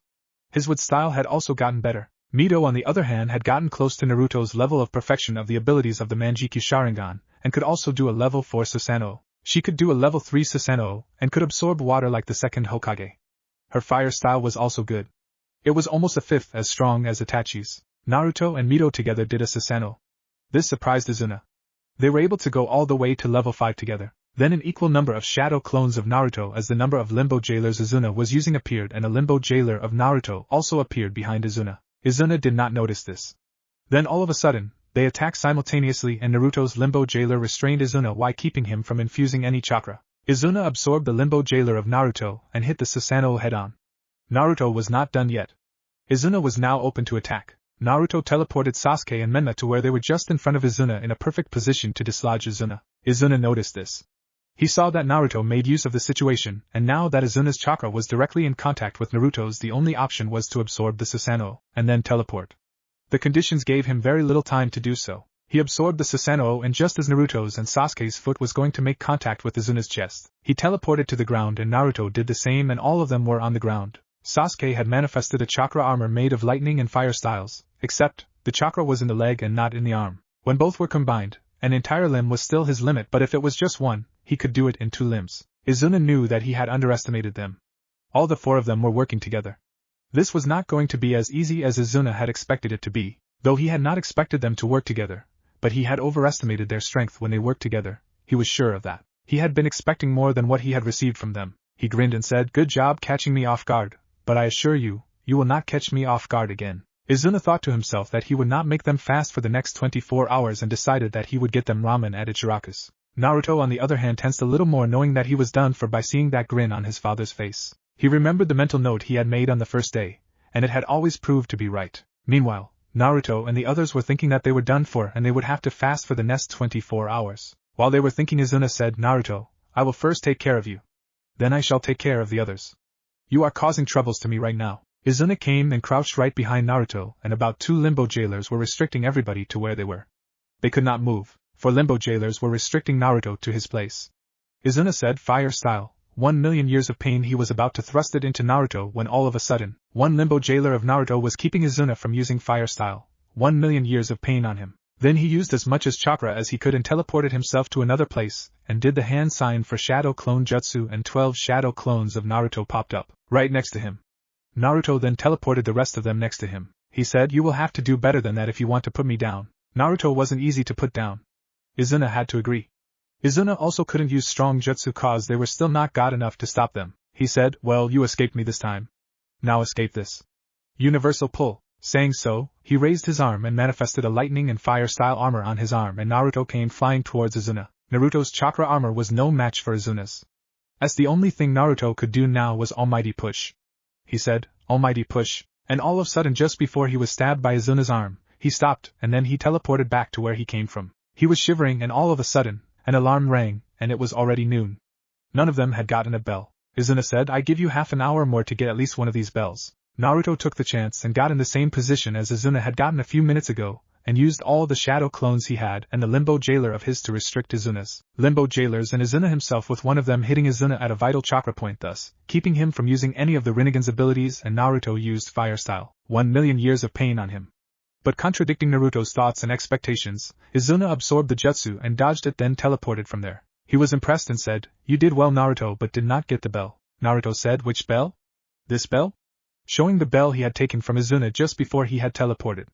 Izuna was surprised. Naruto had gotten a bell for Izuna, and when he checked, both the bells were gone. Naruto said, "Yeah, I took both bells. I know this was supposed to be a team exercise, but we did work together, which created these openings for me to get these bells." Izuna was not surprised. The 4 of them had made full use of Naruto's Rinnegan. Despite the fact that they were more or less against each other in the beginning, they had managed to catch him off guard and almost land a blow on Izuna, and then Naruto had gotten the bells. Izuna knew that they didn't get the bells as a team, but there was a bit of teamwork in them, and this was enough according to Izuna. Izuna said. Despite the fact that only Naruto got the bells, there was a little bit of teamwork in there, and for that I shall allow you to eat today's lunch, dinner and tomorrow's breakfast and dinner at Ichiraku Ramen today, and it's on me. Congrats. Anyway, no more than 2 bowls per head. I don't want to go bankrupt. The 4 of them were clearly happy at the fact that they didn't have to fast. Now they had a few boring years at the academy to look forward to. Hopefully it wouldn't be as boring as Izuna told them it would be. The next day, the academy, Konohagakure, Naruto, Mito, Menma and Sasuke walked into their classrooms. Unlike a normal day, Naruto was wearing white robes with the Uchiha clan symbol on the back. Menma was wearing the usual orange he loved. He had the Uzumaki symbol on the back. Mito was wearing a blue shirt with the Uchiha clan symbol on the back, with Sasuke also in similar fashion. This batch was filled with clan heirs. The Yamanaka clan heiress Ino Yamanaka was there sitting with a civilian. Ino Yamanaka was wearing a purple dress all over. The girl next to her was wearing a red dress. They were probably friends. The Hyuga clan heiress Hinata Hyuga was also sitting with them. She was wearing a white jacket. Naruto wouldn't be wrong to call her extremely shy. The Inuzuka clan heir, Kiba Inuzuka, was sitting along with the Aburame clan heir Shino Aburame. Kia was wearing a gray jacket and white shorts. He had a puppy on his head. He also had markings on his face more or less showing that he was an Inuzuka. Shino on the other hand was wearing goggles to keep his eyes from being and was wearing a gray jacket and gray trousers. The Nara clan heir Shikamaru Nara was sitting with Chuji Akimichi, the Akimichi clan heir. Naruto went and sat along with Shikamaru and Chuji. Shikamaru asked, "Are you Naruto Uchiha, son of the Hokage and heir to the Uchiha clan?" Naruto laughed and said, "Well, when you say it like that it makes me feel dignified, which I clearly am not, and drop that stern look from your face. Doesn't look good on you." Shikamaru was surprised at his behavior. Most Uchiha were rarely ever friendly. He would clearly like the friendship of a cheerful Uchiha. Naruto soon developed a friendship with Shikamaru and Chuji, and the 3 of them were almost as inseparable as the Ino Shikucho group. Mito on the other hand went and sat with Hinata. Mito became more or less instant friends with Hinata. Sasuke and Menma went and sat on different desks all by themselves. Menma soon became a friend of Shikamaru, Chuji and Kiba. Sasuke on the other hand stayed to himself, and didn't make any friends. Then they met their Chunin instructor, Iruka, who was going to be training them. Soon, Naruto, Mito, Menma and Sasuke figured that academy was even more boring than Izuna had told them. The only ninjutsu that was taught was the henge/transformation and bunshin/clone. Nothing was taught about chakra control. The only thing that was taught about genjutsu was how it worked. Taijutsu was taught as physical education in the academy. They usually sparred and clan heirs were pit against civilians, in which clan heirs usually won. The only interesting spar would be between Sasuke and Naruto, with both of them using Interceptor Fist and nothing else. Neither used any ninjutsu whatsoever because they knew that Naruto would emerge victorious. Despite Sasuke being levels lower than Naruto in almost everything else, his Interceptor Fist was just as good as Naruto's. That was a true spar. What the others did was just a small hop compared to Naruto and Sasuke's spar. During the academy years, Naruto would usually just send a shadow clone to academy and train by the Uchiha shrine. Menma usually didn't care and slept at the academy, and usually got disciplined for it. Mito didn't care and just sent a shadow clone to academy, and read old scrolls and some novels. Sasuke just went to academy and came back and then trained. Over the years, Naruto and Sasuke had a horde of girls behind each of them. Naruto's fangirls were led by Ino Yamanaka. Naruto had lost count of how many times she had tried to get close to him. She might have been attractive, but she was clearly not his type. Sasuke's fangirls were led by Sakura Haruno. Naruto couldn't believe that someone could be as loud as she was. Mito also had her own fan club.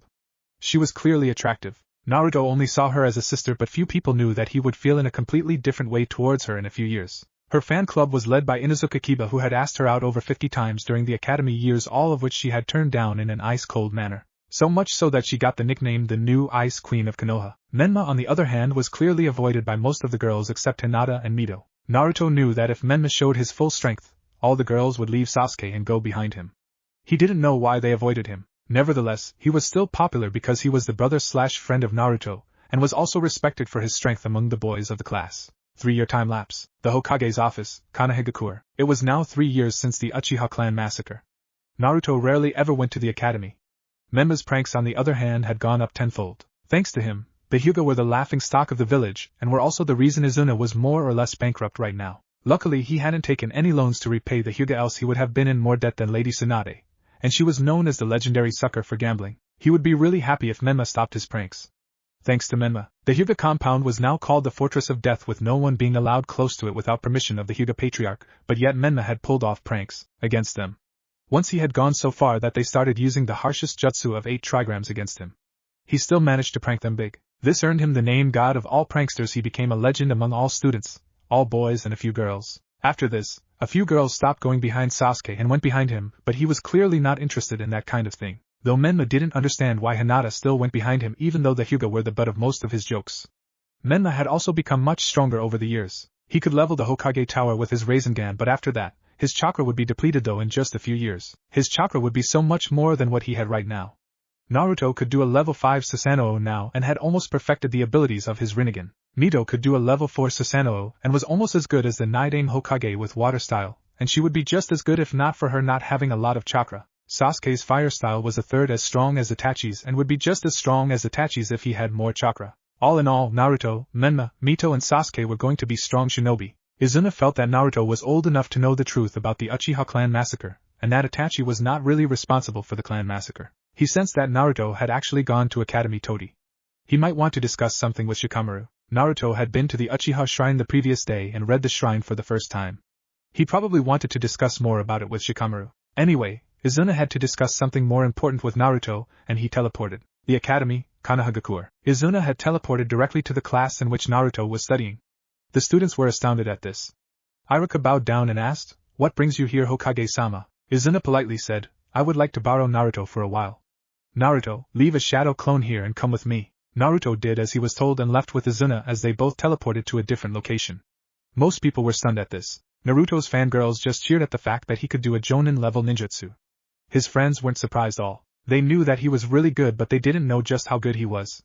No one knew just how good he was. Even Izuna just knew a range for his strength at least as strong as the Sandaime, weaker than himself. Iruka was surprised and said, "Anyways, let's continue with our class." Izuna's house, Uchiha clan compound, Konohagakure. Izuna smiled and said, "You actually went to the academy today. I can't believe you. You rarely ever go to the academy. What compelled you to go this time?" Naruto started sweating all over. He said, "What? I always go to academy. Why would I not?" He did not want to be discovered. Izuna frowned and said, "Naruto, don't you for a moment think you can fool me? You always send a shadow clone to academy and train at home. If I were in your position, I would also have done the same thing. Anyways, I need to tell you something important." Naruto had been surprised that he was discovered. He had been using level 3 seals to keep himself from being discovered. When he didn't go to the academy, he would practice Fuinjutsu/sealing with Mito, and they had scaled up to level 4 sealing till now. They were almost as good as Kakashi in sealing. Naruto eventually wanted to become a sealer greater than the Yondaime, who was said to have been able to put a seal wherever his chakra was connected to him. He was hailed as the greatest sealer of his era. Naruto didn't think that it would be possible for anyone to discover him, but his father had once again shown that he was stronger than Naruto had expected and discovered him. He dropped the act and said, "Yeah, I didn't go to the academy ever except for today. Don't tell anyone." Instead of going to the academy, he would go to the Uchiha shrine and practice his jutsu. Yesterday was still the first day he had actually read the shrine, though it didn't contain anything he did not know. It did say something about toe opposites working together to create everything. Naruto had assumed that it meant that yin and yang working together created everything. It also said that the shrine had been placed there by Rikudo Sennin Hagoromo Otsutsuki, and was written by him. Naruto needed to know who this Hagoromo Otsutsuki was. Izuna then became emotionless and said, "I need to tell you the truth of the Uchiha massacre." Naruto was shocked at what he was hearing. The truth about the Uchiha massacre. Naruto didn't know what to make of it. He said, "I already know what happened. Itachi cracked under the pressure he was put on, and then massacred the clan, then joined the mercenary group Akatsuki. There is nothing else to it." Izuna grunted and said, "You know nothing of the clan massacre. What you know is just a hoax created by the elders and leaders of the village to keep the village from breaking into civil war. The real story is a huge secret guarded by us leaders of the village." Itachi did not panic under pressure and massacre the clan because of that. Naruto was angry at his father right now. The room was somehow flooded with killing intent. He said, "So, you forgave Itachi for killing off mother? That is why he is still alive." Naruto was boiling with rage.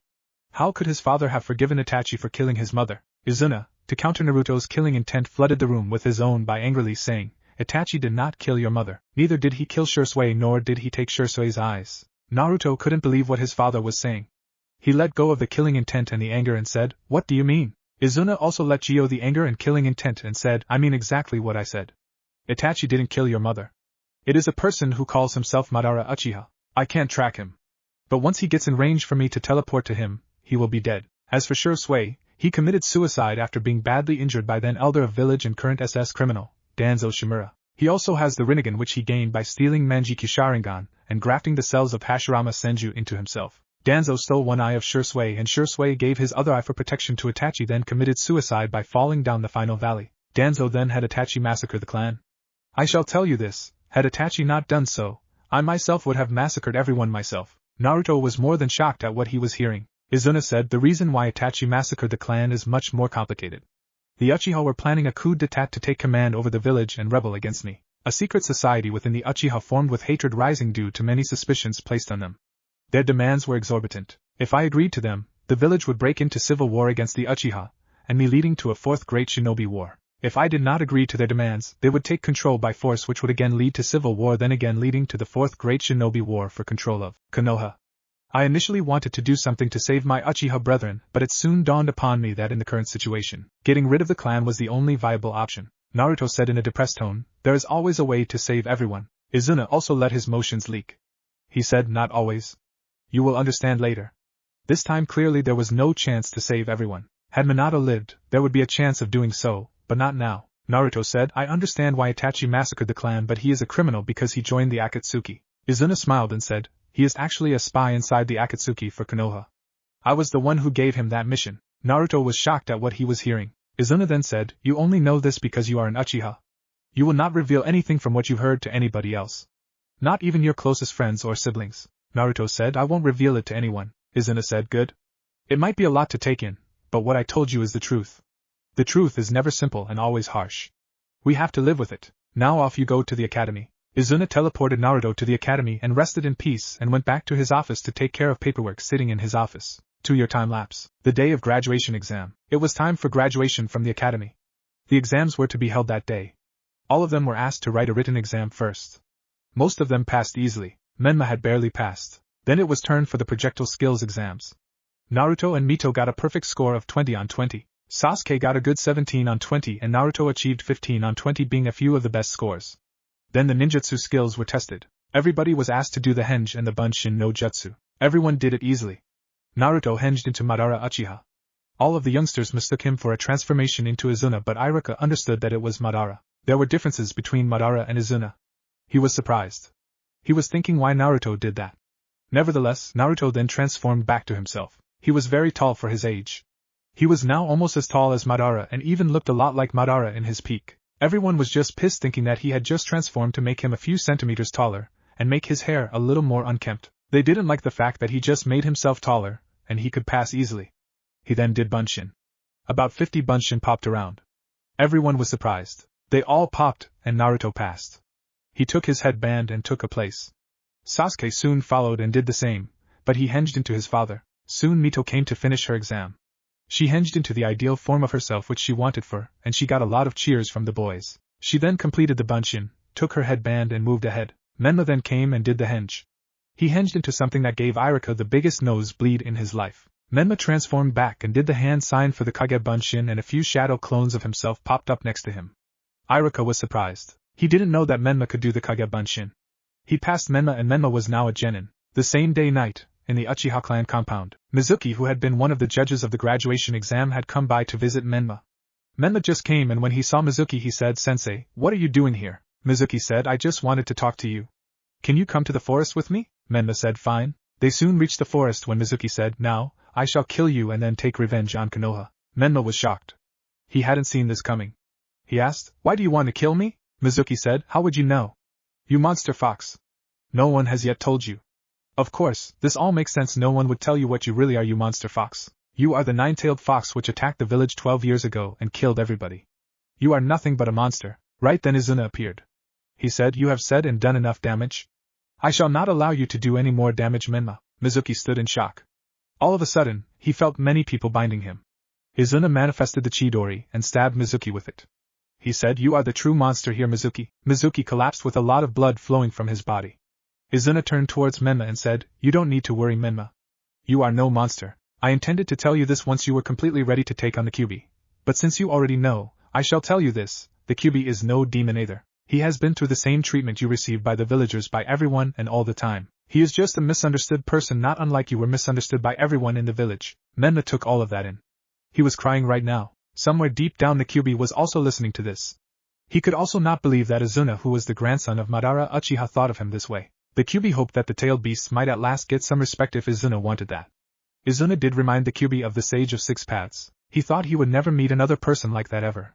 But Izuna was just like that, and he intended to turn Menma into a person who would bring peace to the tailed beasts. But the Kyuubi thought that even Izuna was just a person who was here for his power like everyone was. He was after all the grandson of Madara Uchiha. He would never expect anything good from the progeny of Madara Uchiha.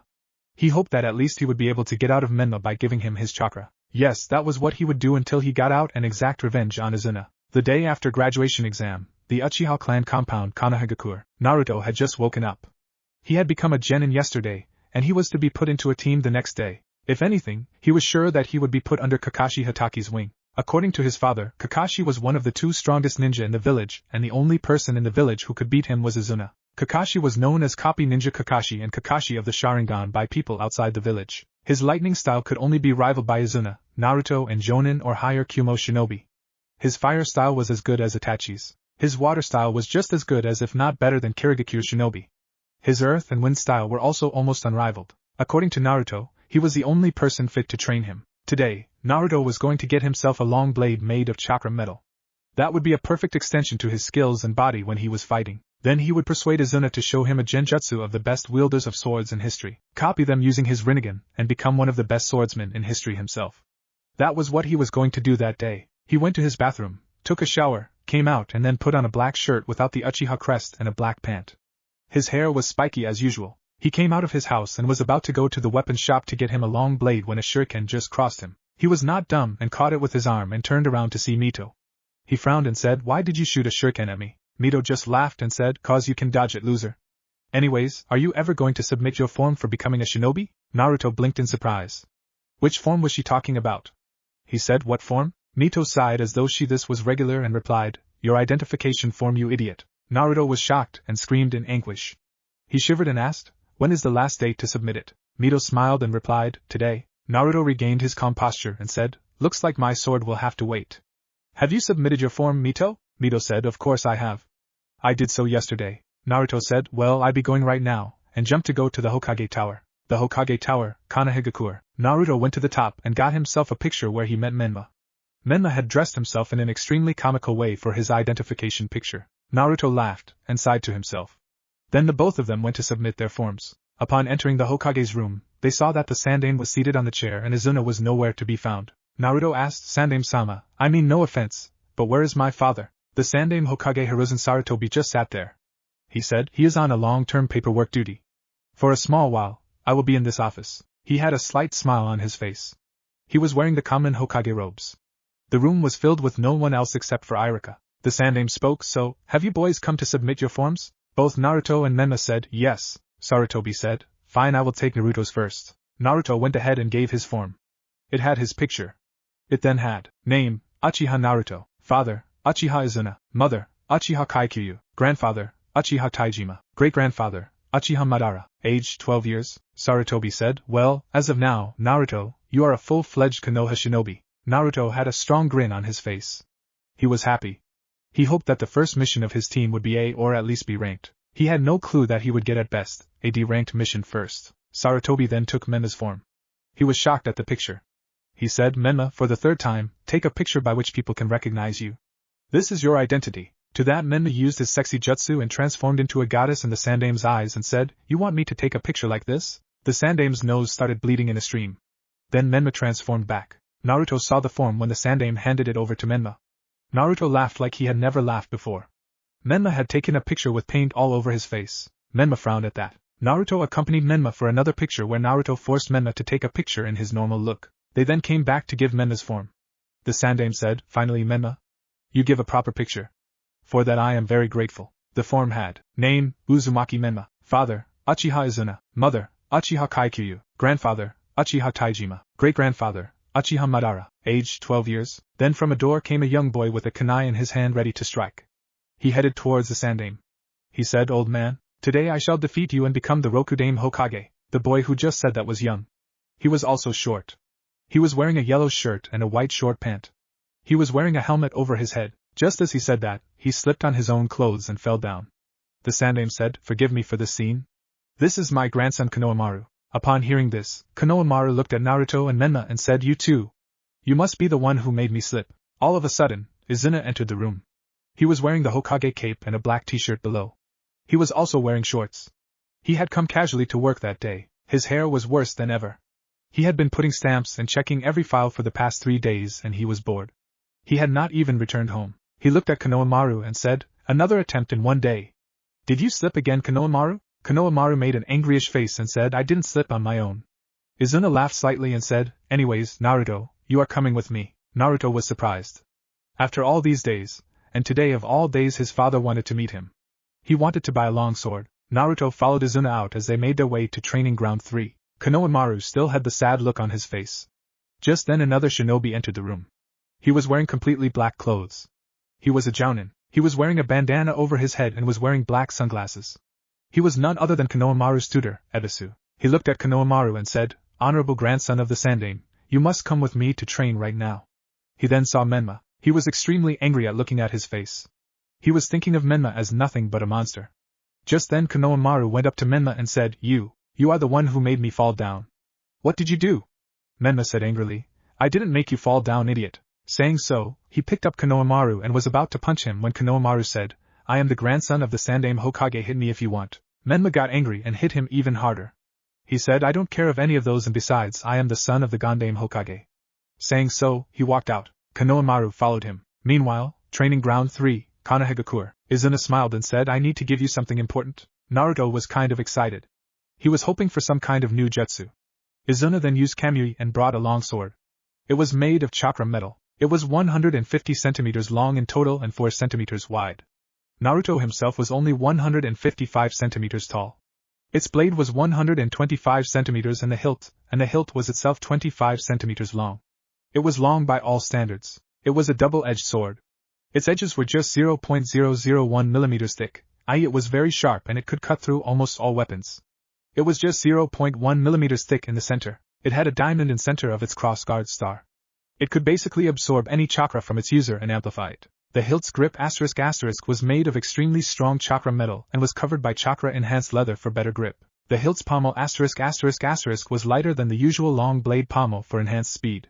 The blade itself didn't have a fuller, to have more speed. The central ridge *4 was the thickest part with the thickness of 0.1 millimeters.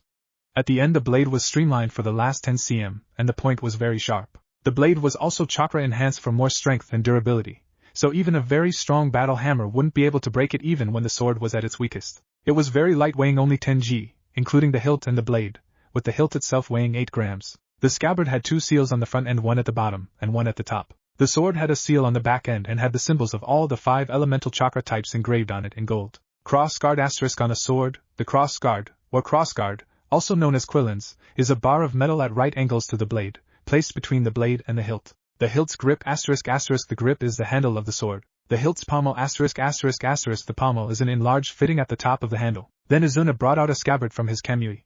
It was golden in color with the ends in silver. They had only been painted gold, but they were made of chakra metal as well. The thickness of the scabbard, excluding the hollow part for the sword, was more than the thickness of the sword, being 1 mm thick along the central ridge and 0.08 mm thick along the edges on the outside. Naruto was seeing it excitedly. He wanted that sword at all costs. Izuna said with pride, "This sword was made by my father, Taiima Uchiha. As you know, he breathed his last peacefully last year, and he wanted me to give this sword to you when you were ready. That was his last wish. That is why I am going to give you this double-edged longsword. My father gave this to me when I was about 15 years old, more or less 5 years before the Third Great Shinobi War. He made it himself after the First Great Shinobi War. This has been made up of chakra metal and chakra-enhanced materials. There is no weapon in the world that can break it. It can cut through almost anything without a problem. This diamond over here is a rare object. It enhances the chakra he user pours into the hilt of the sword before it reaches the blade. Wielding this blade is extremely difficult. In case you want to beat your opponent without breaking his weapon, you should fight without removing the scabbard. The scabbard itself is as good as a normal sword. Never remove the scabbard unless completely necessary.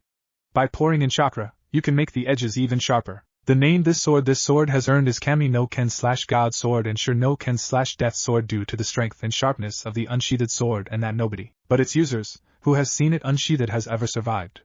There are 2 seals on the scabbard. Upon using the seal on the bottom, both the scabbard and the sword get sealed off.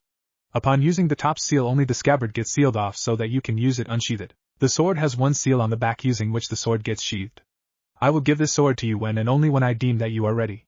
Saying so, he sealed it off. Naruto's face had lit up during Izuna's speech, but upon hearing the last sentence, his face drooped down. He looked at Izuna and asked, When will I be ready? Izuna smiled and said, I will deem you ready if you show me that your katon, right-ton, sway-ton, daton, futon and mokoton is at least as good as mine. Naruto's jaw dropped to the floor. He asked in surprise, anguish and fear, as good as yours? Izuna looked up, folded his left arm, put his right hand on his chin as though he was thinking and said, yeah, as good as mine.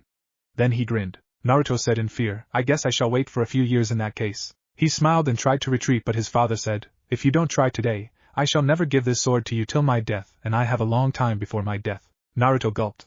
He said, well, I shall try. Izuna smiled and said, in that case, show me your best jutsu. I shall not use any jutsu except absorption by my Rinnegan. At the end, I shall give back all the chakra I have absorbed in a similar fashion to test your Rinnegan's absorption skills. I shall ask you to do a few jutsu. If I am satisfied with them, I shall give you this sword. Izuna was in fact doing this to see exactly how strong Naruto was. He knew Naruto was ready to wield it, but he wanted to know his strength right now. Naruto was surprised and very happy that they wouldn't ninjutsu spar. But for his father to be satisfied, it would take a lot of strength. Izuna said, first Mokutan. Grow a few trees and homes in one shot and destroy all of them in one shot using Great Fireball. Naruto was astounded. Grow a few trees and homes simultaneously. If he was going to be asked to do this kind of stuff, he might never ever succeed. He still did not want to give up and used his Mokutan and gave rise to 50 new trees and 80 basic wooden houses. He then said Katon, Gokaku no Jutsu, and released a huge fireball which barely managed to destroy all of them. Izuna smiled. This test would give him information. He had underestimated Naruto. Izuna said, Susanoo and Great Wood Dragon or Wood Golem combination. Naruto first manifested a Great Wood Dragon and then his Susanoo around it. He dematerialized it instantly. Izuna was not surprised. He had thought that Naruto could do this. He then said, give a perfect lightning, fire armor. Naruto obeyed and manifested a chakra armor, made up of lightning and fire chakra. Izuna wasn't surprised at all. He looks at Naruto and said, now one by one, do your best Daton, Suiton and Futon ninjutsu, then if I am satisfied I shall give you the sword. Naruto was extremely happy. The test was way easier than he expected from his father. He immediately did Great Wind Breakthrough, Great Water Dragon and an extremely strong Earth Wall. Izuna clapped. He now knew Naruto's strengths better. He unsealed the sword and gave it to Naruto. He then said, over the next 2 months, whenever I am free and you are not on a mission, I shall train you properly on how to use this sword. He then unsealed another sword. This one was a little longer. Its scabbard was made up of chakra-enhanced diamond. He said with the utmost pride, this is my own sword, which I created myself in the Third Great War. The only difference between that and mine is that wherever there is gold in that sword, there is diamond and gold instead of silver. It also has many engravings on it. This sword is called the Kami no Kira / Killer of the Gods. Well, that is the name given to it anyway. I didn't name it. I shall train you with this. Eventually, I will give this sword to you as well, but first you need to master that one. From tomorrow on you shall be present in Training Ground 44 where I shall train you in Kenjutsu personally. You won't be taking any important missions for some time. Be there early in the morning. Now I need to go. Bring me a change of clothes from home. And don't ever unsheath it. The sword is a forbidden sword. There is a reason why they are called Kami no Ken and Kami no Kira. Saying so, he handed the Kami no Ken to Naruto and teleported to the Hokage Tower. Naruto looked at the sword, pride in his face. He had wanted a normal sword and he had gotten the Sword of Gods. He sealed of the scabbard, unsheathing the sword. It looked glorious and shone even more in the midday sun. Despite Izuna's warnings, in slight excitement, he passed a little lightning chakra into the sword, as much as chakra needed for a minute D-rank lightning jutsu. All of a sudden, the sword was filled with chakra, almost enough to take down the entire village of Konoha, and that much from just a little chakra which a D-rank Raiten ninjutsu would use up. The sword had suddenly become much heavier, due to the huge amount of chakra it contained. The sword which had weighed 10 g before now weighed almost 100 kilotons. Naruto was barely able to lift it. Naruto was astounded. No wonder this was called the Sword of Gods. He absorbed the chakra again, and it gave back enough to destroy an entire nation. For a second there, he felt that he was burning with chakra and he had nowhere to let it go. For a few seconds he was brighter than the sun. Then he just discharged all the chakra in small amounts of lightning chakra through the ground like discharge of electricity. This Sword of Gods was unbelievable. He could not even imagine the strength of the Kami no Kira. Soon, he would wield the Kami no Kira himself, and make a sword stronger than that for himself. He sheathed the sword and sealed it off so that he wouldn't cause troubles for anyone. He turned around, started going towards his home. Izuna had asked him for a change of clothes. He teleported out of there in an instant. The Hokage Tower. Half an hour later, Izuna's office, Kanahigakure. Naruto came to Izuna's office and knocked. Izuna sleepily answered, come in. Naruto slowly opened the door and went in to see Izuna almost sleeping and sleep-stamping all the paperwork. Naruto looked surprised at best. Izuna looked up and said, give me the clothes. He got up and came to Naruto, took the clothes and changed them almost instantly. The clothes were very similar to what he was wearing before. He then looked serious, and was no longer sleepy. He went from extremely sleepy to extremely angry. He told Naruto, "Why did you unsheath the sword? Did I not tell you to not unsheath it unless it was completely necessary?" Naruto raised his hands up as though he was surrendering and said, "I was just curious." Hee. You should be able to forgive a curious boy, right? Izuna frowned and said, "No. You should not open a forbidden weapon just out of curiosity. There is a reason why the swords are called what they are called. I think you now know why they are called that." Naruto shook his head up and down vigorously and said, "Yes. I know why." Izuna then said, "You are not going to utter a single word about these swords to anyone else." Izuna went back to his desk and started to take care of the paperwork. Naruto left the Hokage tower to go back to the Uchiha clan compound. He was going to practice sealing now. Meanwhile, on the streets of Konoha, Menma was walking along the streets of Konoha and making his way to Ichiraku Ramen. He was extremely annoyed by someone following him. He turned around to see who it was. As soon as he turned around he saw Konohamaru. He angrily went to where he was hiding and pulled him out, punched him on the head and said, "You aren't fooling anyone here. It's obvious that you are following me. Give the act up." Konohamaru made a smug look on his face and told, "No wonder you caught me. You are the only person fit to teach me. I will let you be my boss. Will you please teach me the sexy jutsu using which you defeated the old man?" Konohamaru asked again, "Please, please." Menma was surprised he agreed to it. It wasn't like he had something important to do anyway. He looked at Konohamaru and said, "I shall teach you the jutsu, but can you learn?" Konohamaru nodded. Menma said, "In that case, first of all, this jutsu is a henge. You henge into a sexy lady. So, the most important part is to be able to visualize a proper image, and to use it for the henge." A few hours later, in a park, Kanehegakure, Konohamaru had mastered the sexy jutsu after a long time. Menma had gotten into a lot of trouble while teaching Konohamaru. They were now resting. Menma bought a few cans of cool drinks so that they could drink it to quench their thirst. Menma asked him, "By the way, why do you go after your grandfather all the time?" Konohamaru answered, "My grandfather named me Konohamaru after the ancient name of the village Konoha. Though everyone knows my name, no one calls me by it. When someone is talking about me, or calling me, I am just the honorable grandson of the Hokage to them. Nobody sees me as me. That is why I am going after the Hokage title." Menma could somewhat sympathize with Konohamaru. Everyone except those close to him only saw him as the Kyuubi and nothing else. In their eyes, he was just a monster fox. Menma said, "Baka. Who would acknowledge a brat like you? The Hokage title is not something a little brat can take for himself. If it were child's play, then everyone would be Hokage. If you want to be Hokage so badly, then..." Konohamaru was infuriating right now.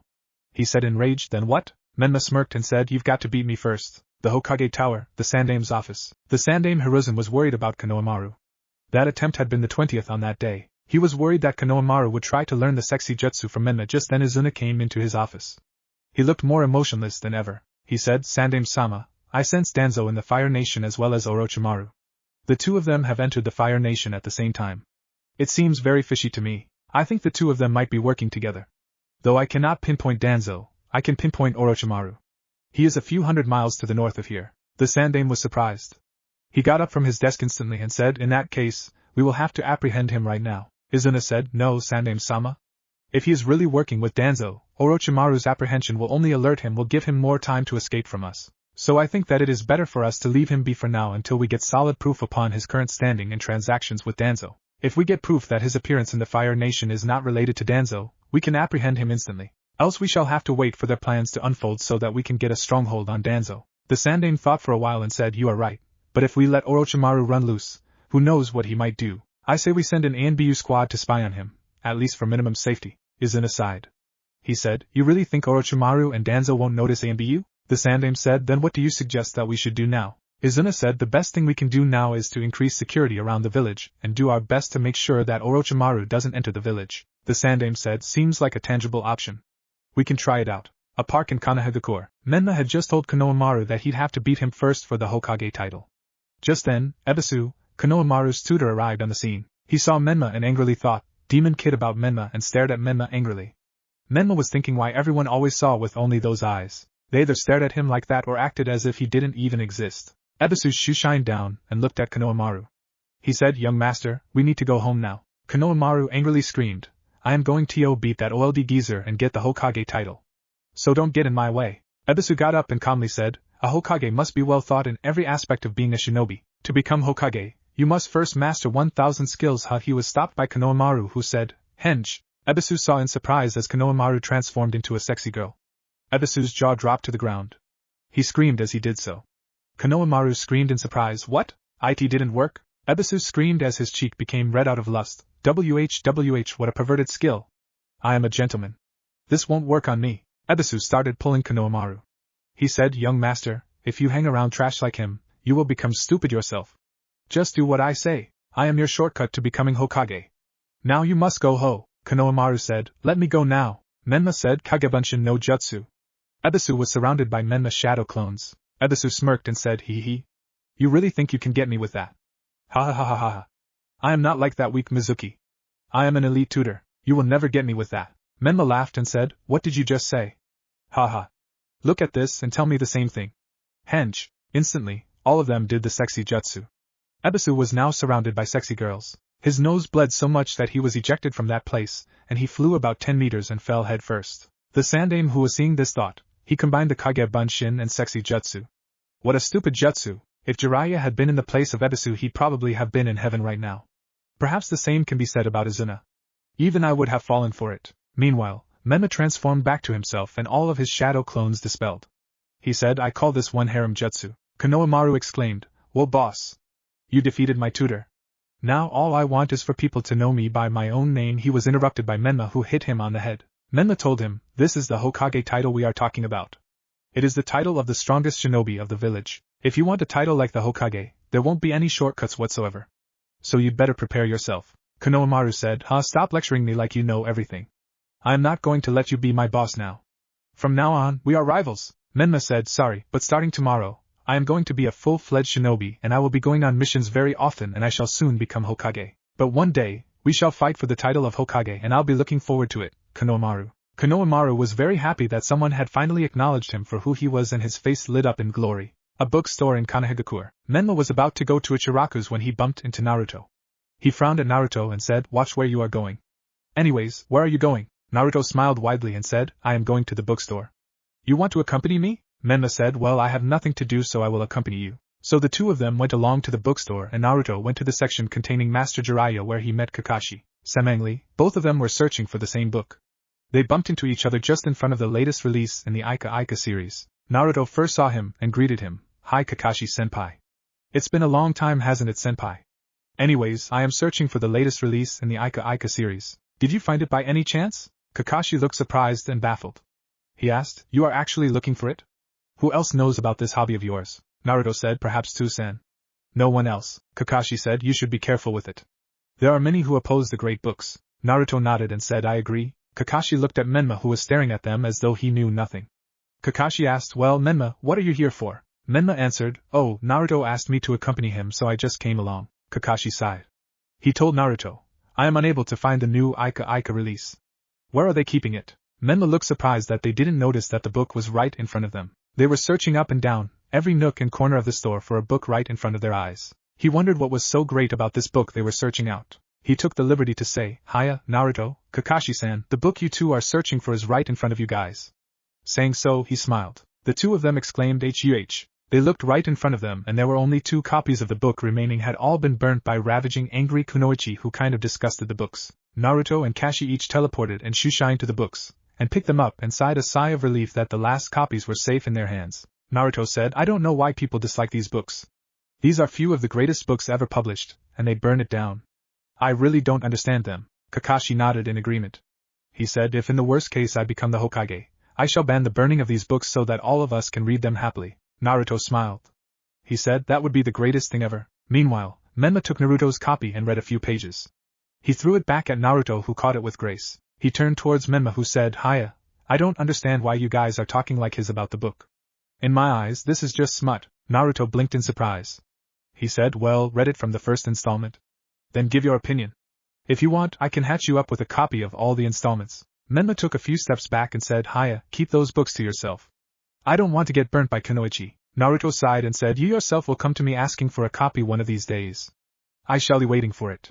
He grinned widely. Menma did not like when he or Tsusen grinned. It gave a very, very creepy feeling. Kakashi said, now, the two of you have team placements tomorrow if I am not wrong. Now you two should go back and get prepared. You might end up in unusual teams tomorrow. Ja any. Naruto smiled and replied, Ja any, senpai. Kakashi then shushined to the cashier, paid the price and left. Naruto said, Menma, let's get going as well. We shall have a long day tomorrow. The both of them went to the cashier, paid for the book and went out. They then went to Ichiraku and had 5 bowls of ramen each. They then left for their home. Upon reaching the Uchiha clan compound, they were received by Izuna. Izuna was astounded by the book Naruto was holding in his hand. He asked in surprise, "Why do you have that book in your hand?" Menma smirked at Naruto. He laughed slightly and said, "You're busted." Izuna nodded and said, "You would be, if Mito were here, that is. I went to the bookstore to get myself a copy of this book when I saw many kunoichi burning these down. Mito was one of them. I couldn't believe it. The first day and they burned the books apart. How did you get a copy of this?" Menma's jaw dropped to the ground. Naruto said, "I was actually lucky to get a copy. There were only 2 copies of it remaining. I and Kakashi-senpai both were searching for it together. It was thanks to Menma that I got a copy. You can read it if you want." Izuna sighed in relief. He looked at Menma and said, "Thank you, Menma. I have been waiting for the release of this book for months together. You will not believe just how unhappy and depressed I was when I saw that many people burning it down. Can you imagine how depressed and angry you would feel if people burnt down your favorite ramen?" "Yes, that is exactly how I felt." Menma was unable to believe his senses. He knew he would feel bad if someone burnt ramen in front of him, but Tusan felt like that about those books. He stepped back and said, "Hee Tusan. You're welcome and good night." Saying so, he ran away so that he would not have to be near people who read such books. Meanwhile, Izuna said, "Naruto, give me the book. I shall make a copy of I for myself using the Rinnegan, and give I back to you tomorrow after your Kenjutsu and Kami no Ken training." Naruto handed the book, said, "Good night," and teleported to his room. Izuna on the other hand went to his room and started making an Ika copy for himself. Naruto walked into the academy room as quietly as possible. No one noticed him. Good for him. He hated it when girls swooned over him. It was filled with went, and sat in the last row. He liked this row. It had been his spot. He was wearing a long black coat and a waistcoat underneath. Both the coat and waistcoat had the Uchiha symbol and the Uzumaki symbols. He was wearing a full-length black pant. He had sealed up his sword in his wrist. No one would notice the sword sealed in his wrist until it was too late. Mito walked into the room not long after him with equal stealth, and she took a seat beside him. She was wearing a red dress with the Uchiha clan symbol on the back. Naruto took a moment to notice her. She looked gorgeous. Her dress wasn't too loose nor too tight. It did a good job at showcasing her well-developed body. Naruto was staring at her until she noticed. She then asked what was wrong with him. He didn't hear a word of it. For a man with the Rinnegan, he was desperately in need of hearing, for he was deaf to everything. She then shouted at him. At hearing the shout, he looked startled. He shifted nervously and said, "Hey, didn't notice you there." Mito continued in rage, "Didn't notice me? You have been staring at me since the moment I came here. What's wrong with you?" Naruto looked ahead and said, "Nothing. What's the deal?" Mito snorted in rage. Naruto sighed in relief. He told her. On a completely different side note, "You look gorgeous today." Mito clearly heard the comment, and she blushed a shade of red that even Hinata could not match, and that girl was always that red in front of Menma. She nervously said, "I didn't hear you. Can you repeat what you said?" Naruto said, "I said you look gorgeous." He calmly turned front again as though it was not such a big thing. Mito on the other hand had lost all her calm and was blushing a tomato red. She thought, "He thinks I am gorgeous. What's gotten into him? What's gotten into me? I should be able to shrug it off." Just then, their sensei, Chunin Irika Yumino, came into the room and somehow managed to bring order to the room. He then went on to lecture the kids on what being a shinobi meant, through all which Naruto and Shikamaru aptly slept. A short while later, Irika started announcing the teams. Mito hit Naruto awake and he snapped instantly into a defensive position. He then heard Mito say, "The team placements are taking place. Stay awake, prize sleepyhead." Naruto thanked him for waking her up. Teams 1 through 6 were people Naruto could not care lesser about. People he knew had little potential. Team 7 was Sasuke, Menma and Sakura. The best at taijutsu, ninjutsu and chakra control respectively in their class, leaving out Naruto and Mito. Team 8 was the Inoshikacho trio of their class, Ino Yamanaka, Shikamaru Nara and Shuji Akimichi. Team 9 was supposedly still working, while Team 10 were the tracking unit, Aburame Shino, Inazuka Kiba and Hyuga Hinata. Then Irika said, "Team 11 will be Uchiha Naruto and Uchiha Mito. You are to leave for the Hokage Tower immediately, where you shall meet your sensei. The others are to wait here for their Jonin sensei to arrive. You all can have your lunch." Naruto and Mito could care lesser about lunch as they made their way to the next building. They rushed into the Hokage's office. Naruto asked, "Tusan, who is our sensei?" Izuna smiled and said, "The 2 of you shall not officially have a sensei, as you have been placed independent of a Jonin sensei. The 2 of you shall go on missions with other teams instead, as you don't have a third team member, and for your sensei, I am unofficially the Jonin sensei of the 2 of you. I would have let Kakashi handle this, but he is getting lazier by the day. Soon he is going to overtake the Nara the way he is going, so I take it upon myself to train the 2 of you, and I am the best to teach the 2 of you, as I have the Rinnegan and my knowledge of the Sharingan surpasses that of Kakashi. The 2 of you are to meet me at 5 p.m. in Training Ground 44 or the Forest of Death, where you 2 shall continue training. Go on ahead and enjoy your day off." If you are late, let's just say, the forest of death shall be the least of your worries. Now off you go. I need to complete this horde of paperwork. Naruto was stunned. He immediately went to his home along with Mito and shouted in happiness. He had not only gotten the strongest man alive as his sensei, but he also got to spend some quality time with his father, and what better way to spend the day than train and fight. To say that he was very happy was an understatement. Mito, on the other hand, was struggling with internal issues. Naruto had said that he looked gorgeous today. What did that mean for her? Her imagination was running wild, wilder than it was supposed to in her age, but ran anyway. Naruto went off to his home by himself by using the teleportation abilities he got from Kamui and the enhancement to it from Rinnegan. Mito had chosen to walk home.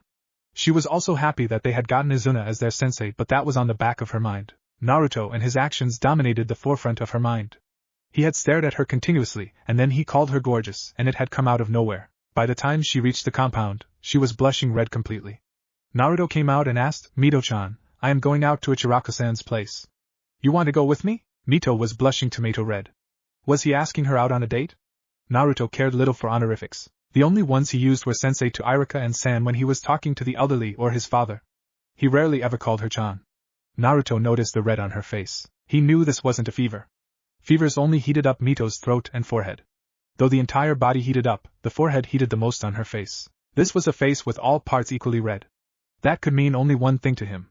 She was extremely angry at him. Naruto didn't like it when she was so angry that her entire face got red. He failed to notice the nervous shifting of her body and got down and said, Mito, I don't know what I did wrong to you, but please forgive me and don't let me suffer your wrath, Matan. Saying so, he ran off in a speed only guy could match. Mito called out to him to tell him that she was not angry at him, but he didn't hear a thing as he ran off.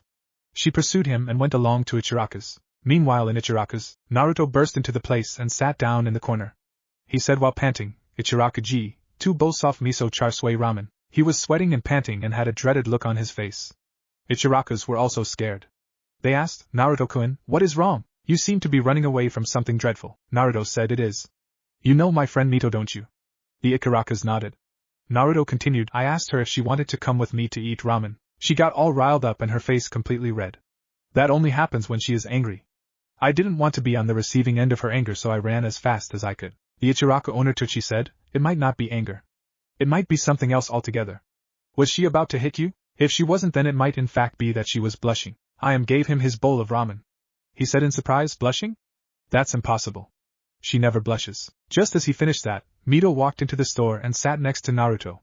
Naruto didn't notice her as he was too busy slurping down his ramen. Mito said, Ichiraku-san, 1 bowl of miso ramen for me please. Itachi said, 1 bowl of miso ramen? Naruto finished his second bowl and said, Ji-san, 2 more cups of ramen. Itachi relayed the order to Naruto then saw Mito. He bowed down as low as he could and said, Mito, I don't know what I have done to enrage you, but I ask you to forgive me for anything I may have done. Mito said, you haven't angered me, baka. Naruto was surprised at this. He then remembered what Itachi had said. She had been blushing. But what caused her to blush like that? Not once in his entire life had she blushed like that. The two of them then ate their ramen and made their way to the forest of death. It was still 2 noon, so they had 3 hours to train. While on the way, Mito asked Naruto, did you mean what you said today morning? Naruto asked, what? I have said a lot to this morning to you. Mito had a tinge of red on her face. She said, when you said that I looked gorgeous. Did you mean it? Naruto then realized why she had been blushing. She had thought that he had asked her out when he invited her out to lunch. He said, of course I meant that. Did you actually think that I was asking you out? Mito said in a low voice, yes, Naruto. I did think that you were asking to go out with me. Naruto asked in a sincere tone, do you want to go out with me? Mito said with a blush, we could give it a try. Naruto then said, if it is fine by you, then we can go out on our date once the added training session for us is over. Mito said, fine, Naruto-kun. What if Godlike Madara is Naruto's grandfather? And thanks for watching my video till the end. If you enjoyed this content, then do consider subscribing to my channel, and leave a like if you guys need the next part. Comment down, and thanks for watching the video, and see you guys in the next video.